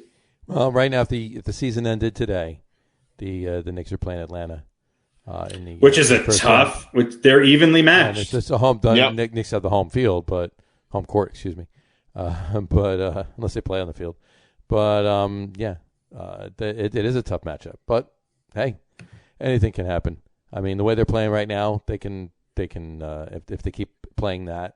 And we've been saying it, and everybody's been saying it. Okay, it's when did it go from this is a nice story to oh my God, these guys are for real kind of thing. I still don't. I still think. Yes, I still think they're going to wind up. They might wind up a couple games above 500, which is fantastic. Right. But they got 12 games left. They're playing. They got 12 games left. They're playing their best basketball of the year at the right time. Yeah. So exactly. So the play-in series start on May 18th, and then the playoffs actually start on May 22nd. So we'll see. We'll see how that all pans out, so to speak. Lot to be interested in. Lot of interesting things to be looking at, though. We will keep an eye on them next week. I'm sure there'll be a lot more shaken out, and who knows? Maybe everybody on the Nets will be back and healthy, and maybe the Knicks will have a 12-game winning streak at that point. And that's more likely. I think that's more likely. The funny thing is, I agree with you. It actually is more likely. Yeah, but we'll see. We'll see. Although I think, look, Durant and anybody is a better combination than the 2 others without Durant. Well, it's true. Although Kyrie and James Harden. When Durant's been out for a couple of months now. Other than Durant alone could carry that Nets team to the finals. I think that because look, even with Golden State, it was once Durant went down, after Klay Thompson went down, it was over. Steph Curry's a great player, but he can't carry a team by himself. No. I feel a little bit the same way about Harden and Kyrie alone. I think the 2 of them together, it's a no-brainer. They can definitely take it. But if I had to pick one of those guys that I want and need healthy, it's Durant. And we'll see. We'll see where it comes. Right. That's my point. Durant and Kyrie or Durant and Harden is a much better proposition than Kyrie and Harden. Right. I mean, it seems obvious, but although they did play very well in this extended period that Durant was out, but again, Harden with a hamstring injury, that. And what is Durant's injury? We don't even know. A knee now, right? It's a knee. I don't know. It was a contusion. He got a contusion in his thigh or something. Took a knee to the thigh, and he got a bruise. He took a knee to the thigh. Yeah. I just have a picture of Patrick Ewing sitting on the bench in between, at the end of the game with his feet in buckets and ice wrapped around each knee, and looking to his right and seeing John Starks, and looking to his left and seeing Hubert Davis, and going, load management. It's just I'm not going to play because I got a thigh contusion. Yeah. Is it a thigh contusion, or does Durant still have lingering problems with his ACL? You just don't know. That's the question. Yeah. I mean, there's a reason why they're resting him, and I don't think it's a thigh contusion. I really don't. Maybe they're just figuring. Obviously, it's going to be a little bit of a push for them to get to the first seed. And unless they're going to get the first seed, they're obviously going to have to go through Philly. Right. And at that point, they would rather a healthy, even if he's playing now, they may still have to go through Philly. As of right now, they're tied for first. So. Yeah, I don't know if they're that concerned with first. I don't think anybody is. Well, that's my point. So why not rest him now? Right. Yeah, they're saying yes. We'd rather have him healthy and be in second than maybe be in first, but he's overextended. And maybe be in first, but most likely still be in second anyway, and he's overworked. Yeah, whatever. Yeah. But I to Harry's point, though, I totally agree. I mean, this is load management. Did that term even exist 30 years ago?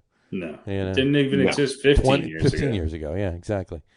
So, but what are you going to do? Well, it's tough when you're making millions. It's really that's hard. Take a break. You need to relax, go on a party, and go have some drinks. And I mean, listen, the guys at I forget who it was. Might have been Dr. J or somebody was telling a story about they would get in the whirlpool. Only it was filled with ice. Right after games. They would just ice their entire body. Yeah, Patrick Ewing did that between quarters. Yeah. Because he on the bench, literally with ice packs wrapped around his knees. Yeah. Kareem, I remember this. It's just Larry Bird used to have to lay down on the sideline when he was out of the game. That's right. Yeah. And then he had to have people help him get up to get back in the game. It's just. I know I sound like an old guy, but Charles Barkley's right. These guys are freaking soft. They are. Speaking of soft, I don't know. Do we have any more NBA news? I think we're good. So how about that European Soccer League?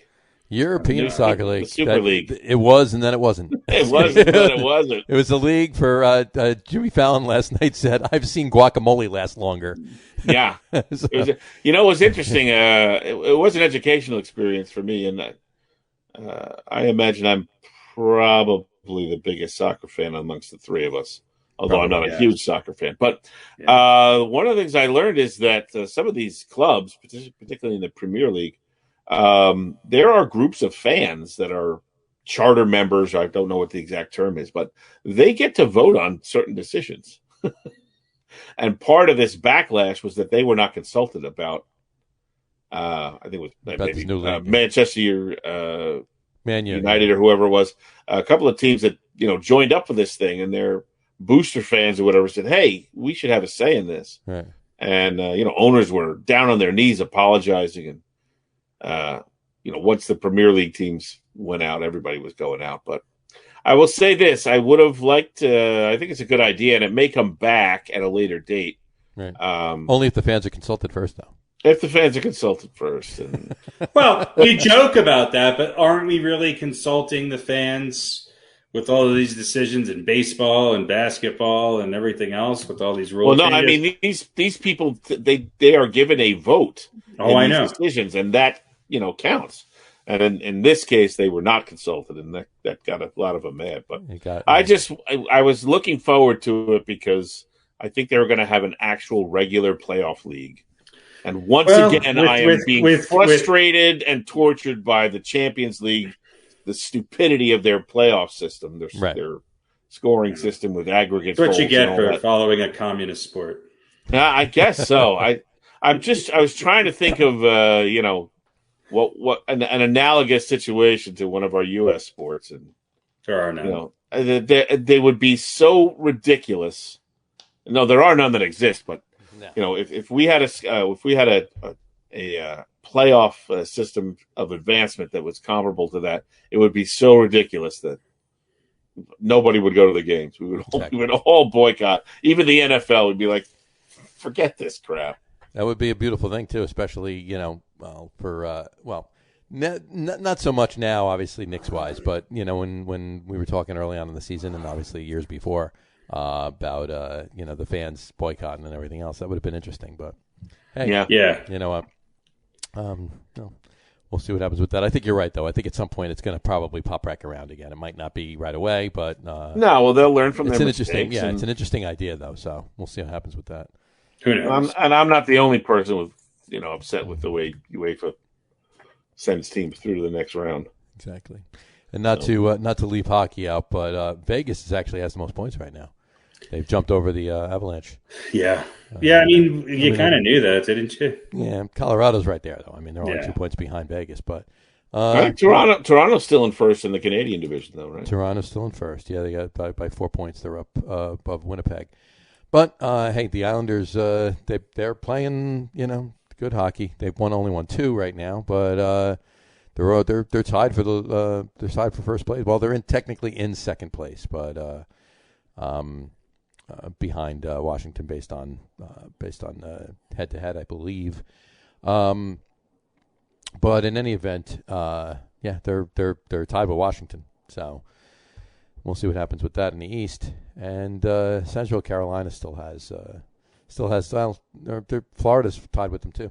You just realize that because Florida just won 3, and brought them back up to tied with Carolina. So hey, it's interesting. It's coming down to the wire. I mean, there's 60, 52. There's a few games left. The playoffs for hockey are going to be after basketball starts. So you're looking at probably the end of June before you get to the Cup, maybe even July. So it's going to be interesting as it comes down to the wire here. But that's pretty much hockey. You got anything on hockey? No. Pete, you're muted, Pete. You're muted, Pete. You're muted, Pete. I had the other screen up, so yeah, I'm just trying to figure out who's going to play who. Like, I want to see the playoff grid. There is none yet because they have more games left. Yeah. I mean, I know not as far as the teams, but who's going to play who? Oh, between the divisions. Well, obviously it's going to be what it was. It's going to be the top 4 in each. Right, but I don't know which division is. Which division is. Oh, is the West going to play the Central and? Well, the no. East Wait a minute. Intra means in between, right? Intra means in between. Inter means within. Within, right. Well, interstate is within the state. Intrastate is between states. Correct. So this is going to be intra-divisional play. Intra-divisional play. So who's number 1? Which division's number 1 is playing, number 4? Who's, Is that the way it's going to work, though? Well, this says the first 2 rounds will feature intra-divisional play. Number 1 versus 4, 2 versus 3. The 4 teams that advance to the semifinal round would be seeded by their regular season point totals, with the number 1 seed playing number 4, et cetera, et cetera. So we have 4 divisions. They're going to play between 1 versus 4, 2 versus 3 divisions, but then it's 4 teams out of each division that are going to play. So they're jumping right into the beginning of the playoffs to interdivision play. Right. So in other words, let's say it ended today, right? So Vegas is number 1. Right. Would they play Nashville, who's number 4 in the Central? Would they play Boston, who's number 4 in the East, or would they play Montreal, who's number 4 in the Canadian? I see what you're saying. I think it's just a division. Like, I guess if I had to guess, they're going to add up the points for the top 4, or even the whole division or whatever, and see what the seeding would be at that point. What's the top division? Although all the points at that point should really be the same. So maybe it's just the top 4 teams.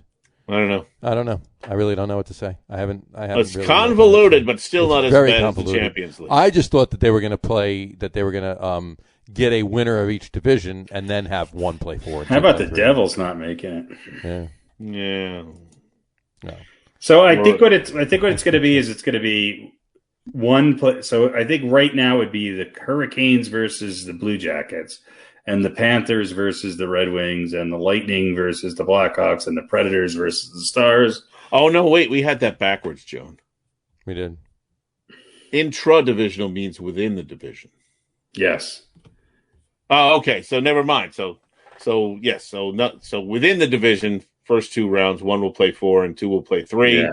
The winners of those 2 games or series will win. So you'll have 1 division winner. So the playoffs are going to go on as long as the regular season. Okay. Because there's so many playoff teams. I had 16. Yeah. It's going to be 16, yeah. 16, I had that backwards. I thought intro was between. Right. but intro is within. So one plays 4 and 2 plays 3. So the Hurricanes play the Predators, the Panthers play the Lightning. Yeah. Yeah. Okay. Right. And then after that, semifinal round would be seeded by their regular season points total. Gotcha. So then division doesn't matter. Whoever had the So then, hypothetically speaking, if Vegas, Carolina, Washington, and Toronto all win, Vegas would play Toronto, and Carolina would play Washington. Yeah. And on from there. And then tie breaks there's 7 tiebreakers. Fewer number of games played, the greater number of games won, excluding games in overtime or by shootout. The height of the Zamboni driver? That is the RW column. The greater number of games won, excluding games won by shootout. That's the ROW column. Gotcha. The greater number of games won by the club in any manner. Total wins. That's the W column. The greater number of games earned in points game. Well, wait a minute. The greater number of points earned in games against each other among 2 or more tied clubs for the purpose of determining standing of 2 or more clubs that have not played an even number of games with 1 or more of the other tied clubs. The first game played in that city that has the extra game, the odd game, shall not be included when more than 2 clubs are tied. The percentage of available points earned in games among each other and not including any odd games shall be used to determine standing. That's tiebreaker number 5. Okay. I'm not even going to read 6. Don't read the others, but wait. Seven is the height of the Zamboni driver, right? Yeah. Right. Well, actually, the Zamboni drivers put on skates and come out and fight. And they fight, right? Exactly. Actually, they're driving their Zambonis while they fight. It's a joust. It's a Zamboni joust. That's right. It's like medieval times. Times. Only on a Zamboni. Let me throw this at you in the category of they're not rich enough already. The PGA is now going to set up a $40 million slush fund, which they're going to give out to players going to be distributed based on their being good for the game of golf, i.e. popular. Really? Hey look, we don't mention golf very often. But no, we've never mentioned golf. Hideki Matsura, or whatever his name is. Hideki Matsui? Not Hideki Matsui. Matsuzaka, yeah. I mean, that was a huge, huge win. And I'll tell you what, what's his name was also, 24 years old? Came within 1 shot of coming back. Yeah. I don't watch golf very often, but I found this year's Masters, especially with the weather and, all the slick greens and whatever else, I thought it was pretty incredible. And I bet that guy's going to light the torch at the Olympics in Japan. I really do. I mean, I think it's that big of a deal. First Japanese player to ever win a major golf tournament. I mean, and it was a great win because he was kind of falling apart. Well, I wouldn't say he was falling apart, but he was. Well, he was giving up strokes. He was. He made a great save on 15, but he was giving up strokes. And there have been plenty of guys who have watched 3- and 4-stroke leads slip away to lose, easy to watch, or to end up going to playoffs and stuff. But he hung on and got it done in the last couple holes there. So to me, that was a very impressive win. It was. So. Yeah, and. Some new blood. He'll probably get some of that $40 million. $40 million slush fund. Yeah, Zalatoris, Will Zalatoris. I mean, God. I mean, he's got the potential to be the next big young star in golf. I really do. I think that. Yeah, he could be the next Sergio Garcia or. No, Sergio Garcia was pretty big for a long time, though. He was. Yeah, but not for really winning anything. Exactly. No, he won a couple majors, Sergio. He won a couple, but he never really fulfilled his potential. But, a lot of that is the hype of the media. A lot of these guys never fulfill their. I mean, you said that about there was a lot of guys that came around, time. too. Like, there was a lot of talent, right. During that time, too. And newer guys coming up. What's the other kid that came up after Sergio Garcia, say his name, and I was, damn it. Rory McIlroy? No. Jordan Spieth. Yeah. And Rory McIlroy and all of them. They were all. It's like they were like one right after the other. So Brooks Koepka was a a little bit after that, but he was another guy who Ricky Fowler is part of that group. I mean, they said the same thing about Phil Mickelson for years. Mm-hmm. Now he's, kind of after Tiger dropped off, he became the so-called number one golfer. But yeah, Phil's one of the greatest to ever play the game. He's won 44 events, but he never won a Masters for a long time. He has 5 major championships, which is a lot. But for a time there, that was his big, criticism for a long time. Yeah. Well, he couldn't. Was it the Open he couldn't win, or the Masters? Masters. The Masters. The Masters. Yeah, he finally won. 5 is a nice number, but it's nowhere close to 18. So it's not. There's quite a gap there, but still, he's one of the best to ever play the game. He is. Yeah. He is.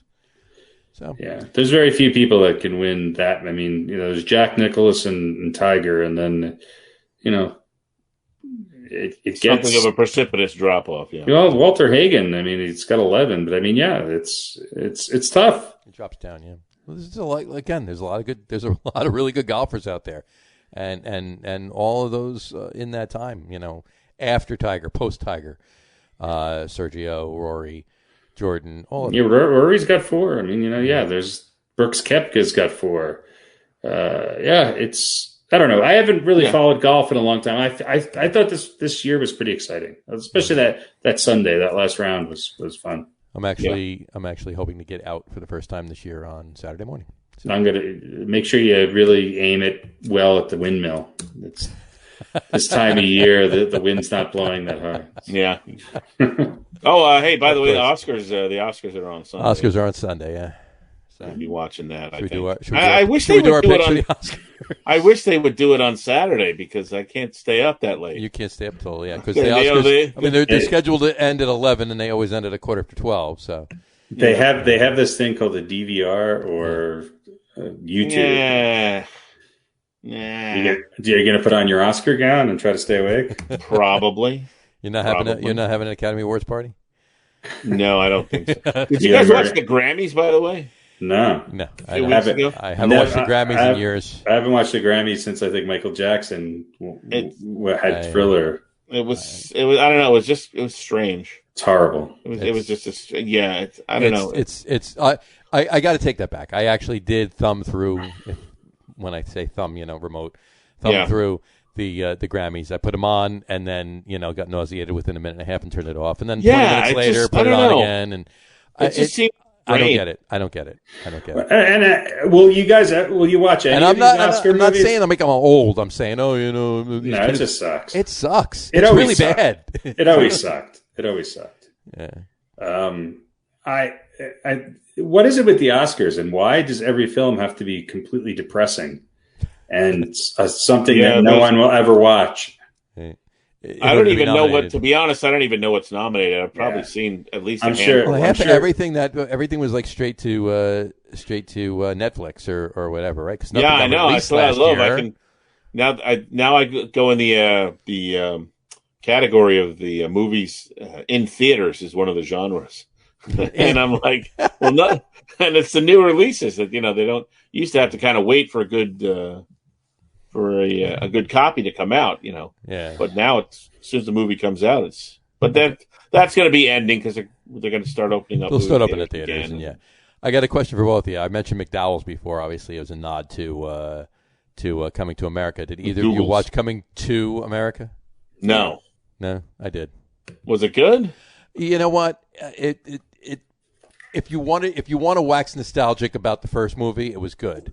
Just as a movie on its own, it is what it is. Was it horrible? No. Was it better or worse than Eddie Murphy singing? So if you want to take it and it was good. It was good. There was a lot of cute things in it. There was a lot of really good nods to the first movie. They explained some things how they brought what they did to light from the first movie. They actually had a few flashbacks, which was obviously difficult to do because now you get a flashback. So they had to film those flashbacks with people that were 30 years older than they were, then when they made the first movie. But it was interesting. It was cute. So it was better than Party All the Time. It was better than Party All the Time. My girl wants to party all the time. Party all the time. That was a Rick James jam. Rick James produced it. Eddie Murphy sung it. Yeah. Rick James. Rick James sang the backup vocals. He sang which were really the best vocals on the track. I wants to party all the time. That was Rick James. So terrible. I know. Okay. All right, let me ask you this. Well, go ahead. Go for it. Because we're only at the 3:08 mark. It's we got another hour. Talking to a friend of mine about the Beach Boys. The Beach Boys, go for it. I don't get it. I know this. You don't get the Beach Boys? Have you seen them? They love the Beach Boys and all well, this. They were really groundbreaking. Pet Sounds is a great album. I would say if you want to, I am more fascinated by the Beach Boys than their music. But here, I would say that I agree with that. Yeah. Okay. Yeah, no. But if we didn't have the Beach Boys, we wouldn't have the Ramones. And so why do I love the Ramones, who are basically a punk rock Beach Boys? Yeah. But yet sometimes the Beach Boys drive me nuts. It's that keyboard, the that thing that David Lee Roth copied for his solo shit. It's that happy keyboard shit going on and everything. But there's two documentaries or two films. One's a documentary, one's a film. The movie about Brian Wilson, where John Cusack plays him as an older Brian Wilson, and I forget the guy. Great film and kind of an interesting insight into him. And then the documentary about the Wrecking Crew is fantastic. Those are the guys who played on most of the Beach Boy albums, the actual musicians, including Carol Kay and some of those. There's great documentary, and not that it's about the Beach Boys, but there's a big chunk of it that obviously is about that, and it's really worthwhile. But going back and listening to the Beach Boys now, I have a greater appreciation for them. There was something so saccharine about the Beach Boys that I couldn't appreciate it. Yeah, that's why I can't stand them. I actually saw them twice. Yeah, and to me, it's just the same surfer bullshit, cheesy. Right. I've listened to Pet Sounds, but that's what it three or four times. I just can't. They're nowhere. They're not the Beatles. They're not the Stones. They're not the Who. They're not. No, I wasn't expecting them to. Right. I mean, I know it was a craze. And it was bubblegum pop in the '60s, is what it was. But it's really well done. Yeah, no, yeah, really well. Yes, very that well I can appreciate. Best instrument ever used in Good Vibrations. Have you guys? Theremin. Yes. Yep, yeah, absolutely. Have you guys seen the I Get Around shred? No. Look that up on YouTube. I Get Around shred. Yeah, okay. Yeah. I think God Only Knows is a great song. That's a good song. There's a few Beach Boys songs that I like, which their names escape me right now, but most of it I just can't stand it. I think you know what it was. I think it's the lyrics to a lot of them. I just feel like they're just and Kokomo.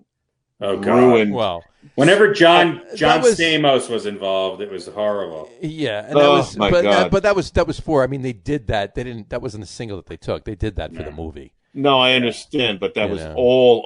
It was ruined. Just ruined any chance I had of really, But listen to the vocals in I Get Around, and the harmonies were incredible. But I think that's also what drove me nuts about them. Yeah, is that it was just so, and look, it was he knew exactly what he was doing. Those songs were produced and mastered and mixed to be heard on AM radios. Yep, and they just jumped out. You can 3 seconds of a Beach Boys song, and you know it's a Beach Boys song. Absolutely, yeah.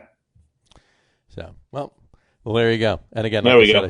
I saw them twice, so that was so next week. Top cool. 10 Beach Boys songs. Top 10 Beach Boys songs. Little Saint Nick's my number one, but oh Jesus Christ. I think I'm going to be sick next week.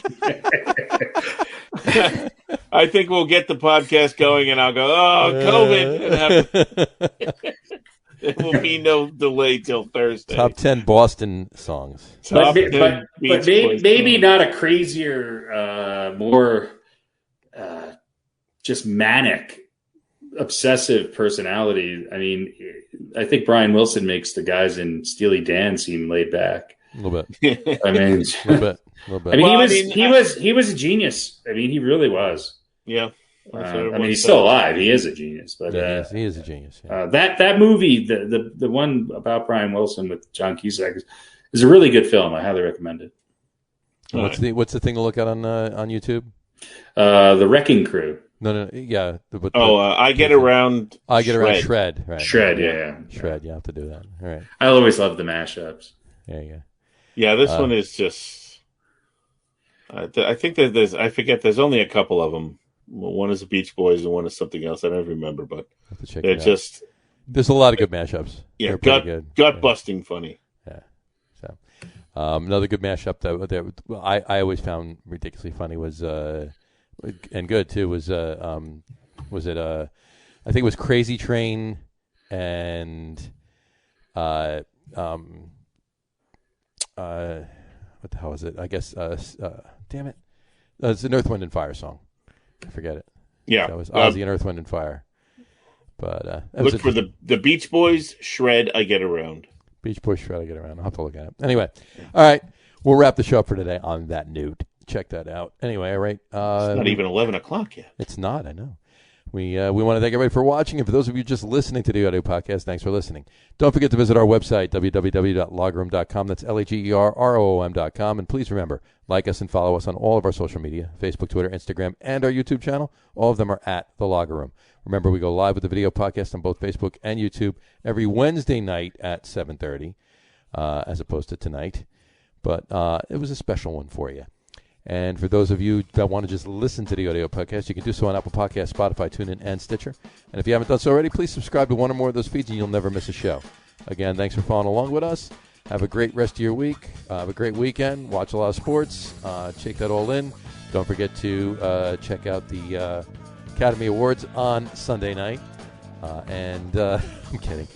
Watch what's a Sunday night baseball game. And we'll talk to you soon. Have a good one, guys. Cheers. Peace. Look at the little Tula. She's talking to the producer.